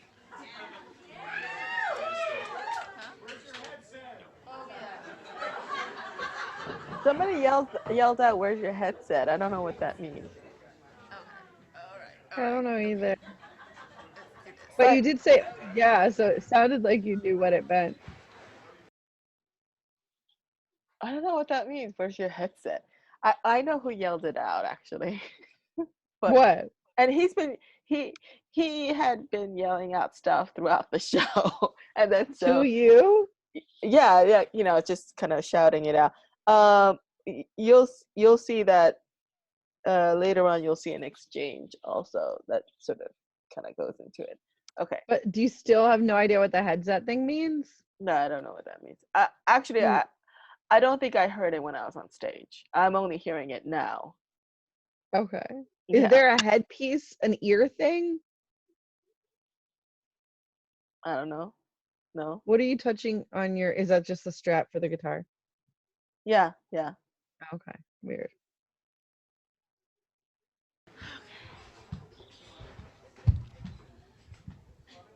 All right. 1, 2. Wait.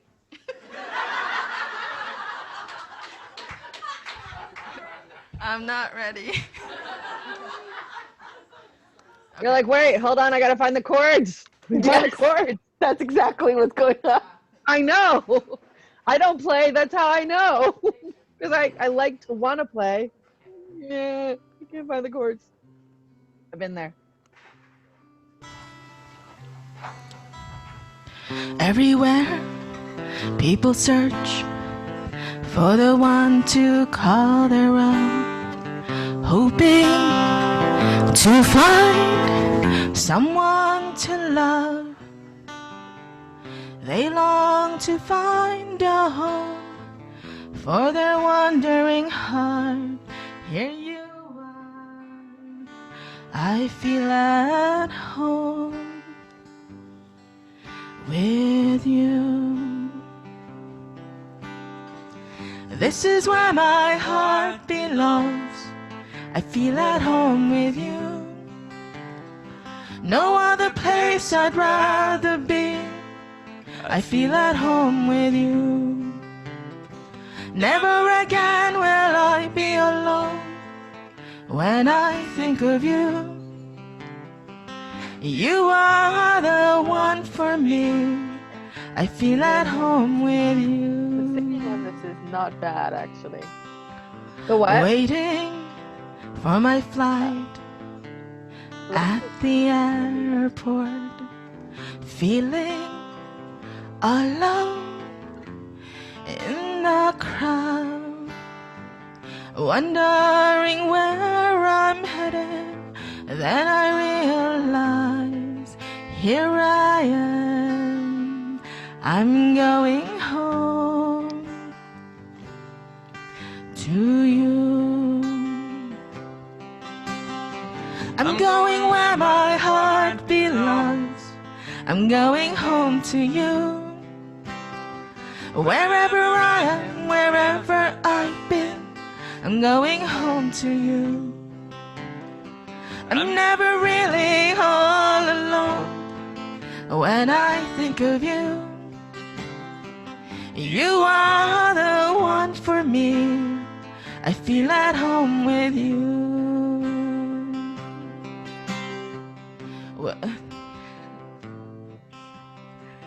Friendly faces turn to strangers. Others become our new friend.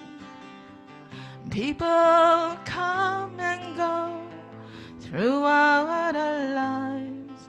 Here we are. I feel at home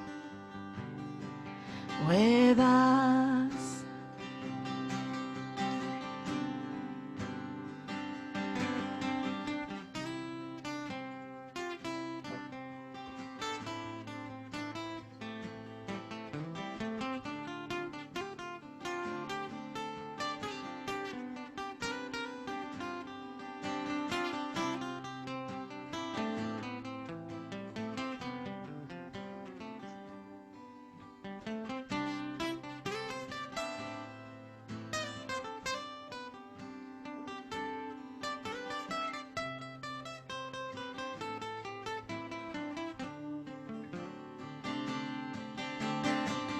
This is where my heart belongs. I feel at home with you. No other place I'd rather be. I feel at home with you. Never again will I be alone when I think of you. You are the one for me. I feel at home with you. You are the one for me. I feel at home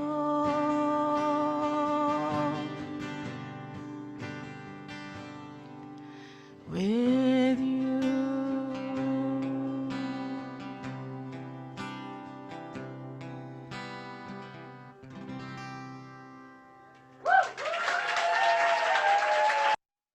That's actually a decent performance, I think. I almost clapped, but then I was like, stop it. It's a screen. So yeah, it was good. You could have clapped. No, wow, JJ, thanks. No, I'm kidding. I wonder if it's because maybe I put in more practice time for the song because I was actually also playing the guitar, and so I had to keep practicing. It could be that, but it's this song also.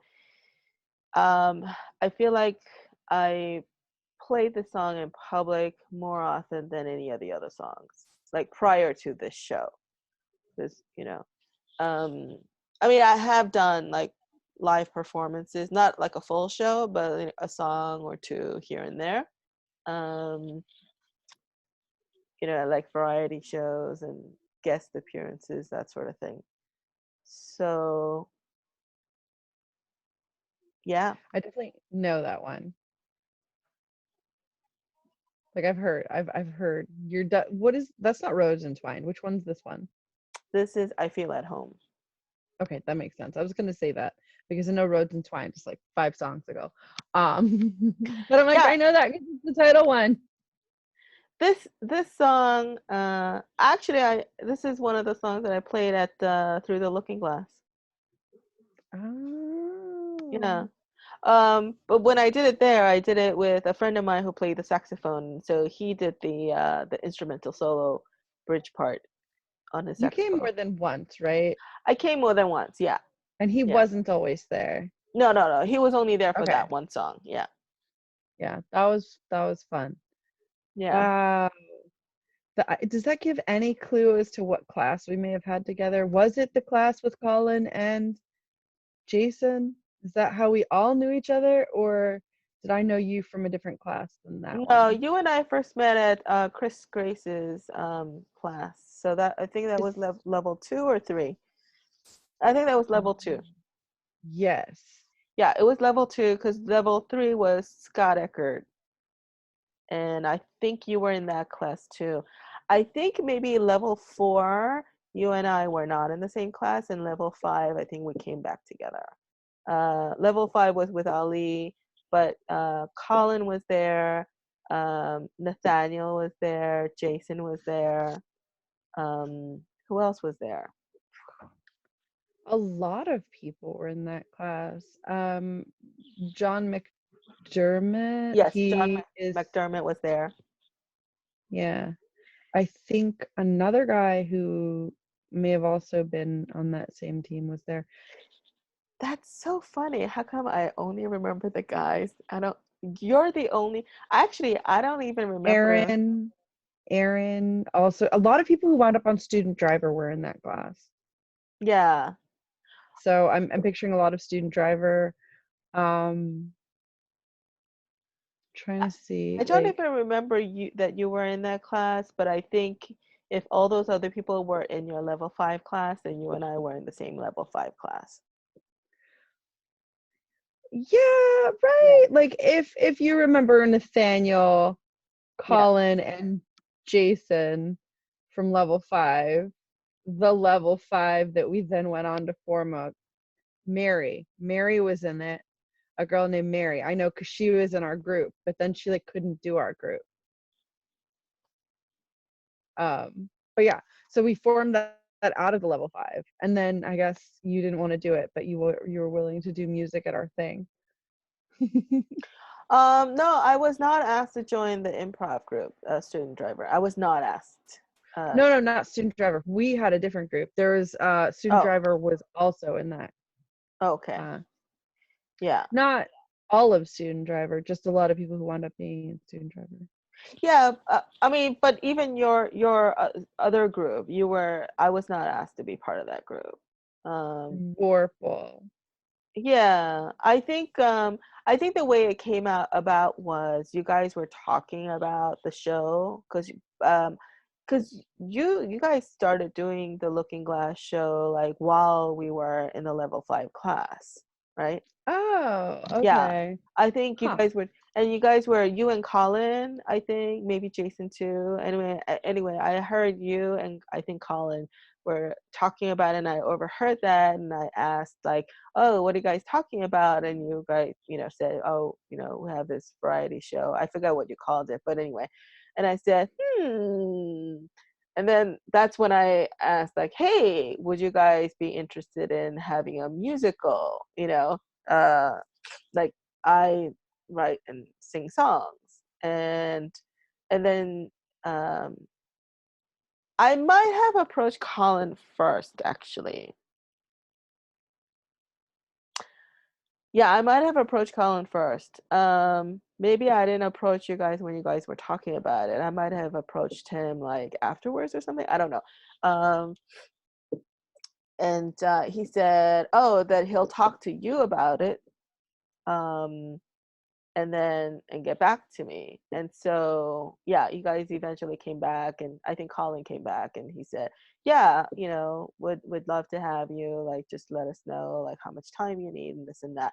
And then so we went back and forth, and I think we decided that I'll be sort of like a musical intermission, between like, sets or something, because you guys, your shows were like 4 or 5 hours long, so you guys had breaks in between.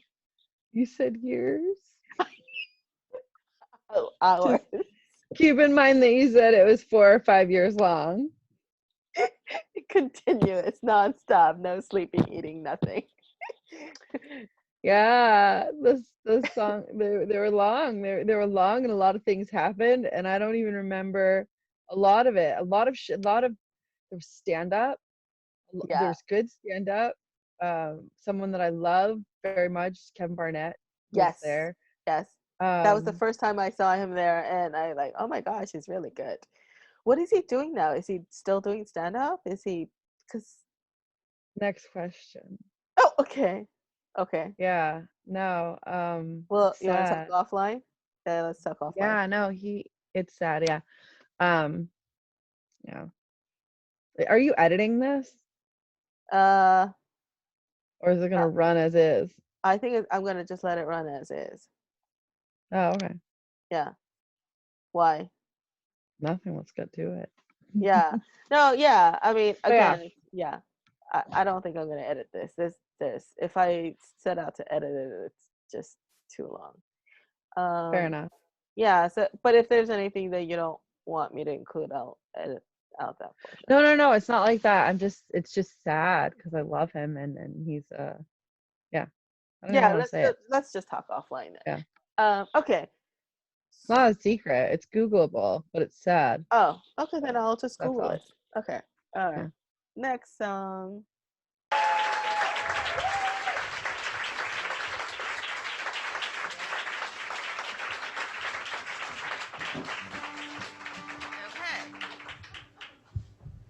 For the next song, we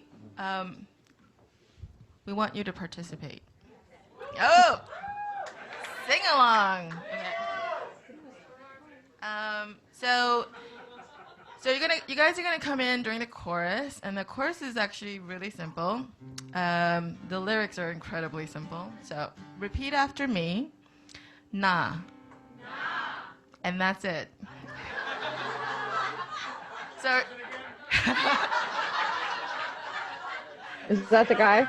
Okay. who is that? Oh. His name Yeah. is Pete? Steve. Oh, everyone's name is Steve. Oh. Yeah. What does the headset mean? All right. Okay, it's gonna go like this. Wait, hold on. Nan. Na na.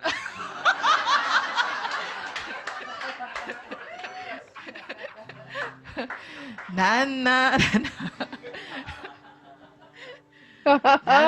na na na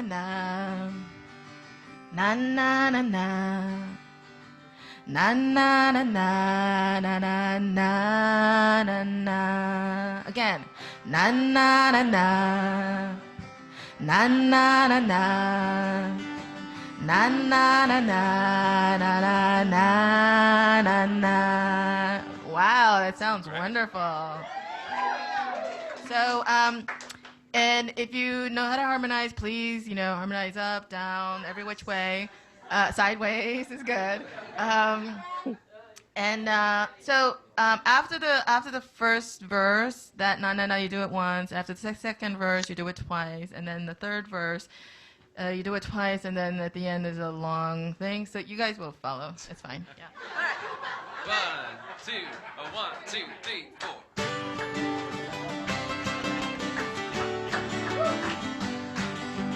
If you are lucky enough, you just might find someone to love, someone to make you laugh and cry, someone to hug you when you sigh. If you are lucky enough, the one you love loves you too. Tie the knot, build a life, share the journey across time. Na na na na, na na na na, na na na na na na na na. If you are lucky enough, the work you do satisfies, and it is more than just a 9 to 5. You make a difference in their lives. Na na na na, na na na na, na na na na na na na na na. Na na na na, na na na na, na na na na na na na na. Now you may wonder if you gave each day your best, and ask yourself, could I have done more? And in the end you realize that you've been blessed. To love and be loved is what we are called here for. If you are lucky enough, the next generation looks to you. They think you are strong and wise, a real life hero in their eyes. I like that how Na na na na, na na na na, na na na na, na na na, na na na na, na na na na. Na na na na na na na na na na.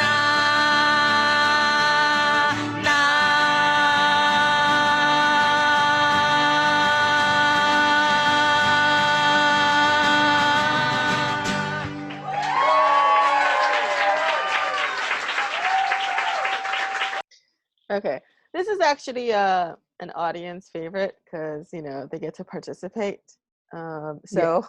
So I feel like every time I do a show, I have to include it. Otherwise, I'll be disappointing them. In fact, I actually have gotten requests, for me to write more songs where the audience can participate in. So for this Friday, well, I don't know when I'm gonna post this this commentary video, but anyway, this Friday on May 15th, I was supposed to do a show, but because of the lockdown, can't do it, so I'm doing a live stream thing instead. So so in preparation for the show, I had picked out one of my old songs that I had never really performed live. And then I made some modifications where like the audience can follow along, sing along at certain places. So I had already prepared that song. So I'm like, oh, now I don't get to do it. But after the live stream, I'm gonna do a Zoom after party where we can do that sing along. So yeah, we're gonna do it anyway. So yeah. Oh, okay, I see. Because only like 3 or 4 screens can be in the whatever you're doing, but in a Zoom, it's unlimited. That's great. I love it. Yeah. Yeah. Or mics even. Yeah. Yeah. Are you gonna write more interactive songs? Yeah. I mean, right now I don't have any plans to, because I'm focused on finishing up my second album, and that does not include sing-along songs. But yeah, I think once I'm done with the second album, I will probably write more interactive songs, interactive sing-along songs. Yeah. I mean, Nice. Technically, actually, no. You know what? One of my songs in the second album, the chorus is simple enough for people to sing along. And actually, that it would be great if they did sing along. It would sound great. Because right now in the recording, we're actually multiplying our voices so that the backup vocal, the background vocal sounds like there's a chorus of voices to support my lead vocal. So we're doing that anyway. So I think, in a live performance, if the audience sang along, yeah, I think it would sound great. Yeah. Well, there you go. Awesome. So give the people what they want. Yeah, exactly. All right. We're almost at the end. I have one more song and then an encore. You guys are all hired. You could be my backup singers in my next album. It's funny because it's happening. Yeah. Only you're doing it yourself. 2, 3, 4.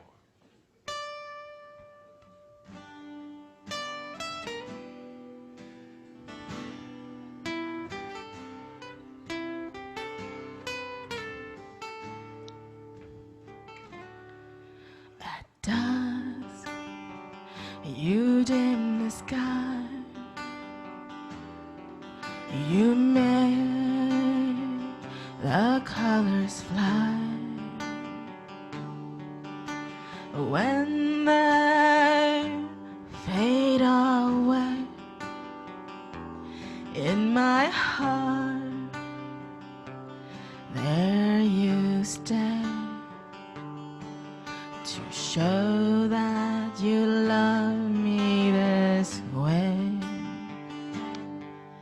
To the rhythm of the evening tide, you dance into my eyes. When evening turns to night, in my heart, there you ride. My spirit you ignite.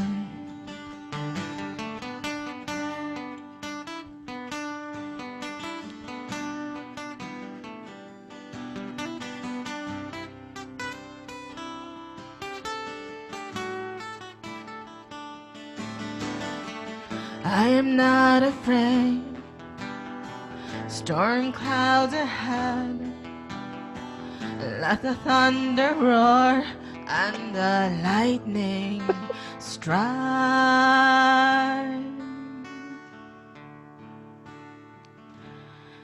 In the morning, you shine your light. Oh, so lovely.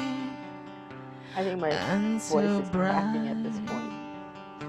It's a lot of singing. You love so deeply, Like, it burns. I only do that amount of singing in when my I'm drunk at heart. karaoke. And there You know? I learned. Well, A lot. An hour. 1 hour, yeah. But we're talking in between. So, I mean, if it was straight songs, it would only be like 40 minutes or something. Still. So this song, actually, when we were recording it, and this is the song where I kind of had to insist that Sebastian play the intro part exactly, or as close as he can get to, like, to the way he played it in the recording.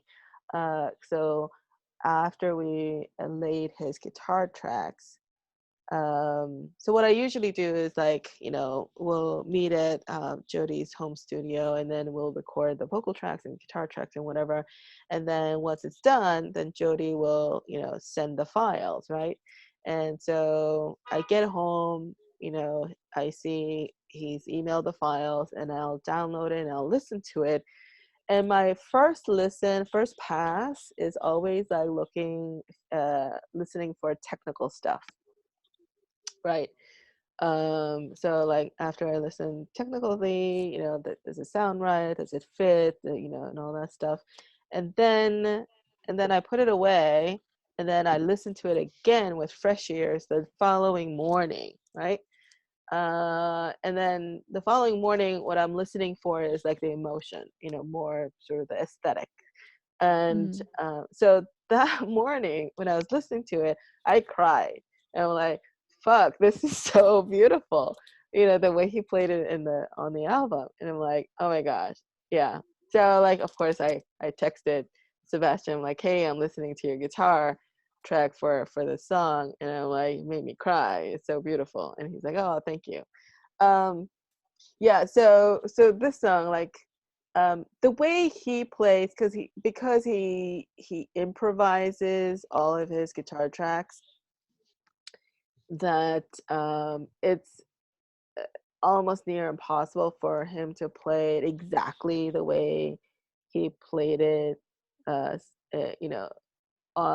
the album or any previous time, really. So, like, every time I do a show with him, like, it sounds different, and that's perfectly fine, for a live performance to sound different from the album.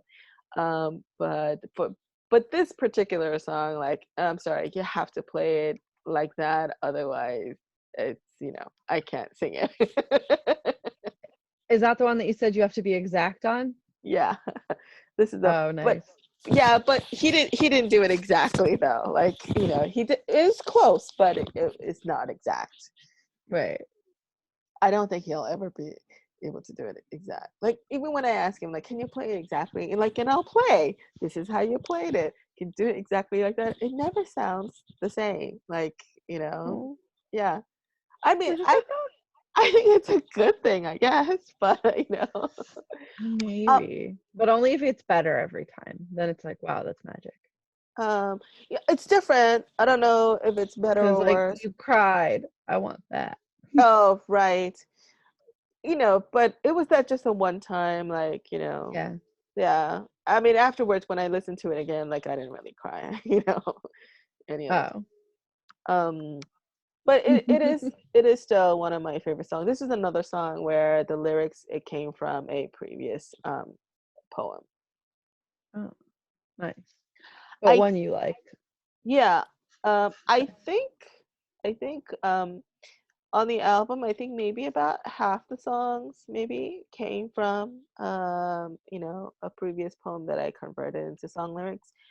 And I think in terms of lyrics, the songs for which the lyrics I like more, they usually, not always, usually are songs that I've that had previously been poems. I mean, now I just go straight into songwriting, lyric writing. I don't, you know, write a poem and then convert that anymore. But back when I was still like learning how to do this, sometimes I did go back to my, you know, previous material and see like, oh, can I convert this into song or that into song? And I did, and yeah. Or I guess you could like, are there some that you haven't been able to? Maybe you should like do a challenge, make it happen. Yeah, there's quite a bit that, you know, it's just difficult.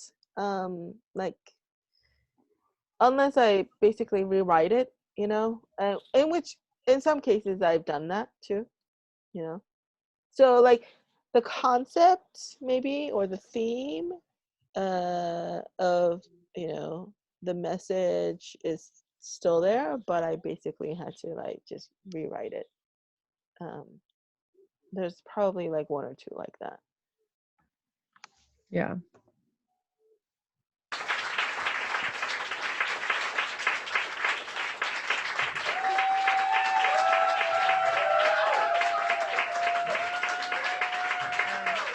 So this is the finale. Thank you. The encore finale song.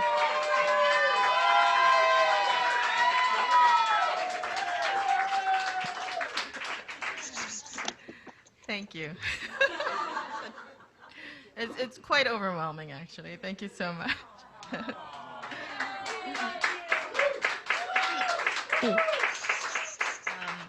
So this is the last song, actually. No, this is the encore.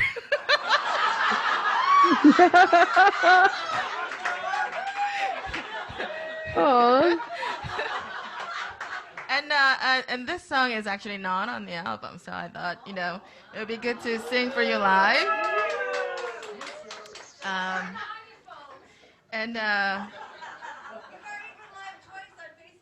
What? What? I didn't. Sorry, I didn't hear that. You know, actually, I meant to tell you, like at the beginning of the show, like take out your phones and take pictures and videos, whatever. Put it up on Facebook, and oh, it's all up. Okay. All right. Yay. Okay. So, all right. So I'm gonna set this song up. So it's my birthday, and I thought, so this next song is actually a birthday song that I wrote for a friend a long time ago, and what it's about is it's about celebrating life, and in the Bible it says, Psalm 139:14. Sorry, I had to write it down. I used to memorize these things, but I can't anymore.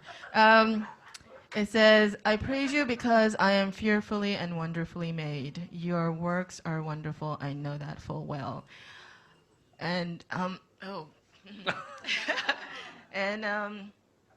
so even though it's my birthday, what is a birthday? You're celebrating life, the beginning of life. And the next song is about celebrating our lives. And so I want you to, I'll pretend it's your birthday too, you know?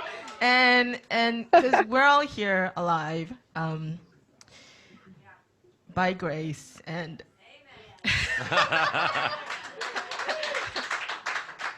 and so this is actually a birthday song that God would sing to us, if you know. So okay. Wait, sorry.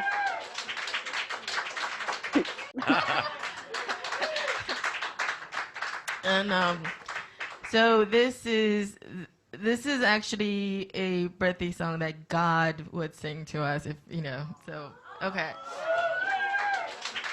So I went, oh, because I see that the earrings I'm wearing there are the earrings that I got at the same time I got the hat, and those earrings, they were $200. What? Yeah. You're a maniac. I spent a lot of money that day. Do you want this? It's $500. No, it's okay. I don't have any money anymore. Take it. Back in the day when I used to have disposable income, I don't have that anymore. What about this one? Nice try. Yeah. All right.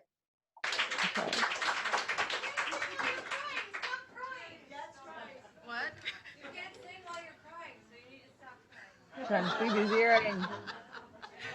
I'm crying already, and she hasn't started yet. Oh my gosh, you guys are a hoot.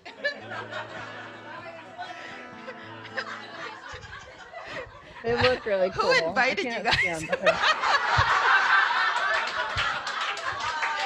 Oh, it was me.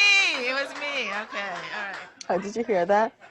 I said, who invited you guys?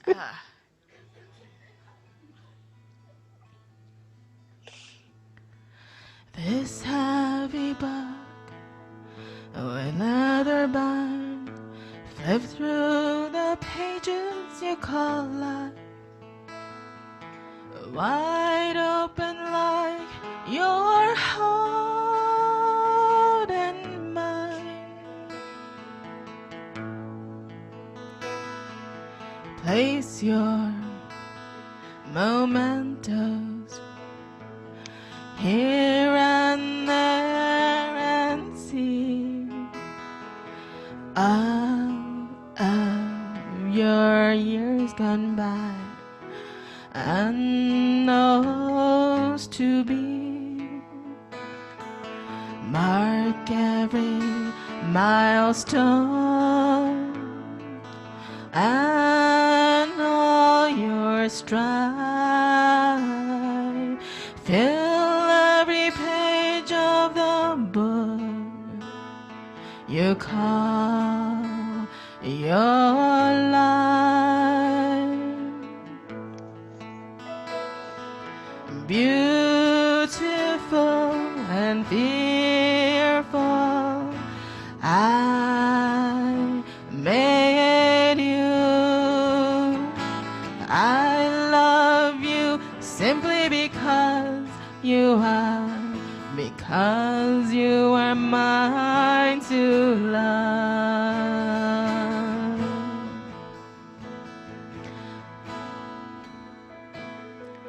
Step back and see the patterns that appear.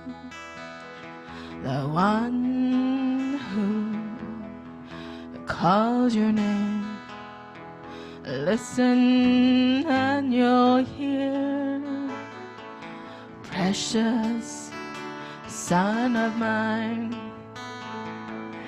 I love you now and always. See my hand. say it after. and lead your way. Beautiful and fearful, I made you. I love you simply because you are mine to love.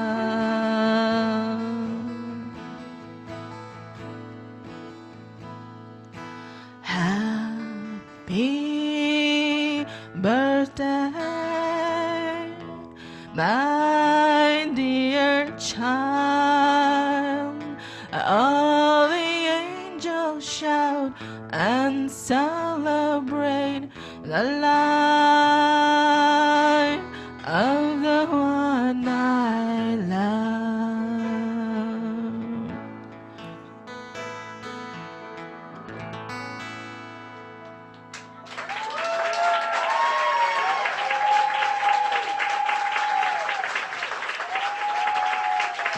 Okay, I think that's the end of the performance. I think I do maybe a couple more speeches after this, but so I was shaking my head because because this song was originally written as a birthday song to a friend, that the song also bears his name. So the title of the song is "Celebrating Raymond Jones," and because it's a guy, the original lyrics is "Happy birthday." What was that line in the second verse? Yeah, precious son of mine. So because it was written for him, so I wrote precious son of mine. But for this performance, I changed it to precious child of mine because I knew I was going to sing to an audience of mixed genders. But then, because I was so used to that song being precious son of mine, that again. Yeah, that's why when I was singing it, I'm like, shoot. Right after I sang it, I'm like, no, that's wrong. I was supposed to sing "Child of Mine." Anyway, That's funny. You're the only one who knows. Right, I'm the only one who knows. But here, I mean, the preamble to the song, was like, hey, this is all of your birthdays, but even if it was a birthday song to me specifically, why would I say "son of mine"? So it didn't make sense anyway. And also like happy. Well, because it's got God, so like when you say son, people are like, oh, I guess it's God stuff. Oh, yeah, but it's not supposed That to was be. my assumption. Right, but it's not Like, supposed. oh, it's Then about God. that's the wrong message, right? Because it's God singing to us. So and also like where it says "Happy birthday, my dear child." So the original lyric says "Happy birthday, Raymond Jones." All the angels shout and celebrate. Yeah. So yeah. So like if I ever record this song, I'm gonna have to decide if I take out his name and make it more neutral, or actually leave his name and make it specific as intended originally. I don't know. Don't you have a whole song about Raymond Jones? Yes, I have 3 songs about him. No, but like where you say his name. Yeah, that was Little Raymond Jones. Yeah. Right. Yeah. So, I mean, it's not like you're not using the name. Right. So if I were to record that song, what I might do is just group those 3 Raymond Jones songs together and, call it a Raymond Jones trilogy or something. I don't know. And then release it as an EP, just through those 3 songs because they all sort of go together. That's his real name? Yeah, that's his name. Yeah. It's a real person. Though. It's a real person. I know I say that all the time, and I'm like, nah, it's not a real name. Every time. So I'm gonna stop sharing. All right. Oh. So I can see your face now. Was I not visible the whole time? No, you were like shrunk. Like you and I both. It was like small, like a thumbnail size. Okay. Yeah, so that was it. Well, thank you so much for doing this. So what'd you think? What'd you think overall? I mean, I couldn't do an hour. Like I don't have an hour of songs. I haven't written an hour of songs. I can't imagine writing an hour of songs. Yeah. And like I guess I didn't realize, yeah, that is when I knew you. You know, like maybe 2011-ish is when all that was, because you said in the thing 2011. I don't know when the thing. No, you and I met probably 2009 or 10. Yeah. That's when level, oh no, 2009, fall of 2009. Hold on. Yes, fall of 2009 is when I started improv, and I started with level 0, and that was 4 weeks. So level 1 was probably right after that. So maybe in the winter of 2009 and 10. So I think level 2 would have been like maybe spring of 2010. And that's when I would have met you. Okay. Yes, it was in the spring because I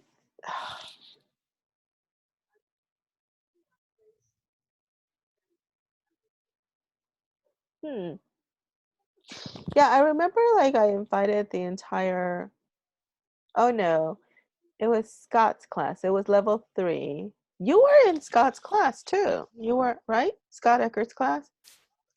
Probably. I know I took like a Yeah. million classes, so. No, I think you and I were in the same class, level 2 and 3.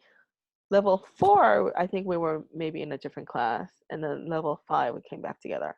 Level 4, who did you have for level 4? I think Scott Eckert was one of the teachers I had for level 4. Yeah, I had Scott Eckert for level 4 also. Maybe Nate Starkey. I don't know if he. Nate Starkey subbed. Nate Starkey subbed for 1 or 2 classes because Scott had to go away somewhere. Yeah, I don't think I ever took Chris Griggs.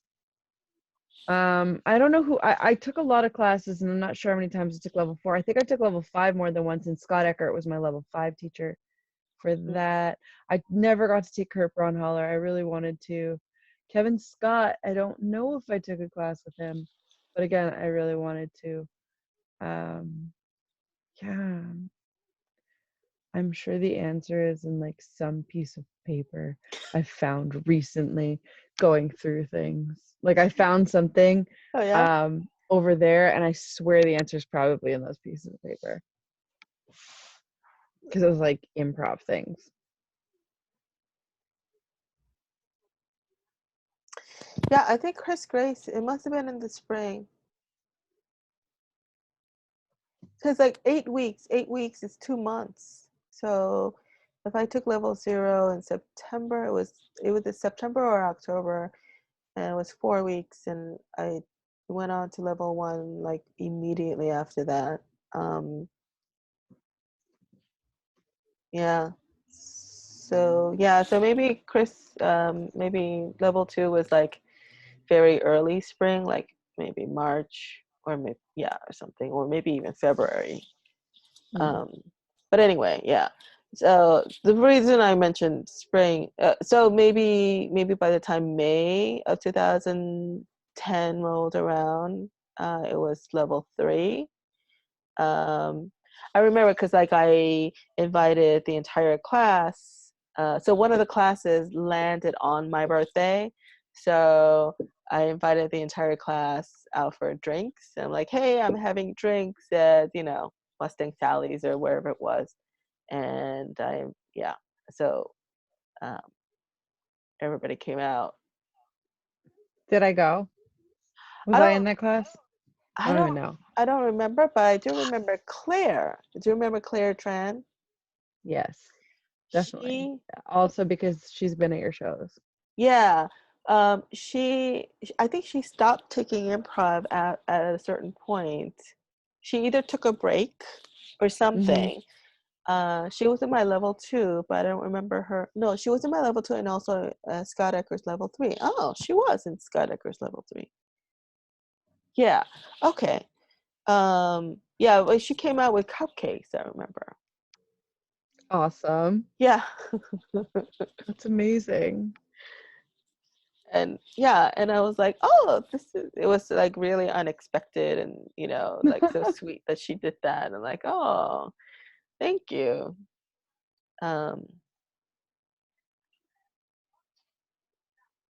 Maybe I don't know, maybe my birthday wasn't on the day of the show. I mean, day of the class. Cause I don't know. You know what? Who cares? Does it really matter? Of the improv thing or the show that you're talking about we just watched where you say a million times that it is your birthday and something about Star Wars? No, I was thinking about the birthday where Claire came out with cupcakes. Like it was for you, right? She didn't just happen to have cupcakes and it all worked out, right? Like she brought them for your birthday. She did, but something makes me think like she wasn't in class that day. So I'm thinking maybe it wasn't a class day. Maybe the drinks was like the following, you know, maybe my birthday was like the day after the class or something. I do remember inviting everyone in the class. But anyway, whatever. So yeah, I may have been there. I don't remember. Going back to the show. Yeah. Yeah, you and I, we weren't that friendly during classes. I don't know. It's weird. I don't think we hung out. I think it was on Facebook later where we were messaging each other. Yeah. That we got to know each other, but I don't know. Maybe I don't know if I hung out. I don't remember. No, we didn't hang out until actually after I quit my corporate job. I think that's when we started hanging out because I had time. Well, that was like years after we met that we started like hanging out. Yeah, like, for real. Yeah, the 2017. I think that's when we started hanging out. That's so funny. Oh, I remember now. Yeah, it was your birthday, 2017. I said, "Hey, let me buy you lunch." And that was when we started hanging out because at that time I had not seen you in years. You were also off Facebook for a while. For a couple of years. Yeah. Yeah, and then when you came back on, we connected. I think you like probably it was relationship stuff. Yeah. I think it always is. Yeah, I think we connected because I posted an old photo of one of my improv classes. Mm-hmm. And I may have tagged you, I'm not sure. Or maybe like I might have just invited everyone back. So what I did was I went off of Facebook, and when I came back I actually created a new account. A completely different account. So I had to kind of like re-invite people. Yeah. Mm-hmm. Yeah. I remember wondering where you were, not being able to find you, and then you being on Facebook. Yeah. And then adding me. And then I think you added me and I'm like, what did I do? What shit posting did I do that made her unfriend me? But then you were like, no, I just made a new account. And I was like, a likely story. No, but it's true. I assumed it was something I did. It's a true story. I believe it. Yeah. Yeah. But anyway, yeah, so folks, that's the show and that's the commentary. We were all over the place and took a really long time. 2 hours and 47 freaking minutes. Yeah. So anyway. Do you want to watch a 1 hour show in 2 hours? Almost 3. Yeah, so hope you enjoyed it. If not, then you probably got to hear me talk a lot about like how I don't like how I performed during that first show.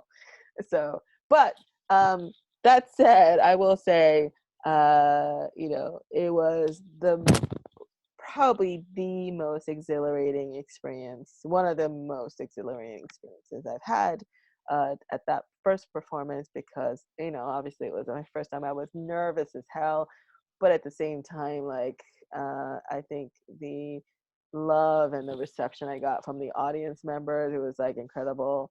And yeah, it's just, I would, it's intoxicating. I think it was then I realized, like, oh, I could get used to this.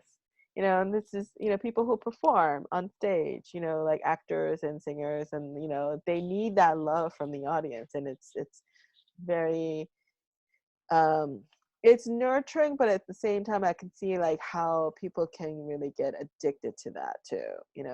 It can be intoxicating, and the high you get from that, like it could be something like people chase after, and I understood. So anyway, yeah, on that dark note. So Kathryn, Hollywood. you want to say something? Any last words? Thank you for asking me to do this. Yeah, thank you for coming on. That was fun. Yeah, I hope people who watch this video think it's fun too. You hope people watch it. No, I'm kidding. Yeah, poor suckers. I have like almost no followers on YouTube, so I have no idea. Thousands right now. Watch this. Click Do like, follow, do whatever. Yeah. All right. Cool. Do it. All right. Thank you. Bye. Thank you. I think I'll just stop the recording. Okay.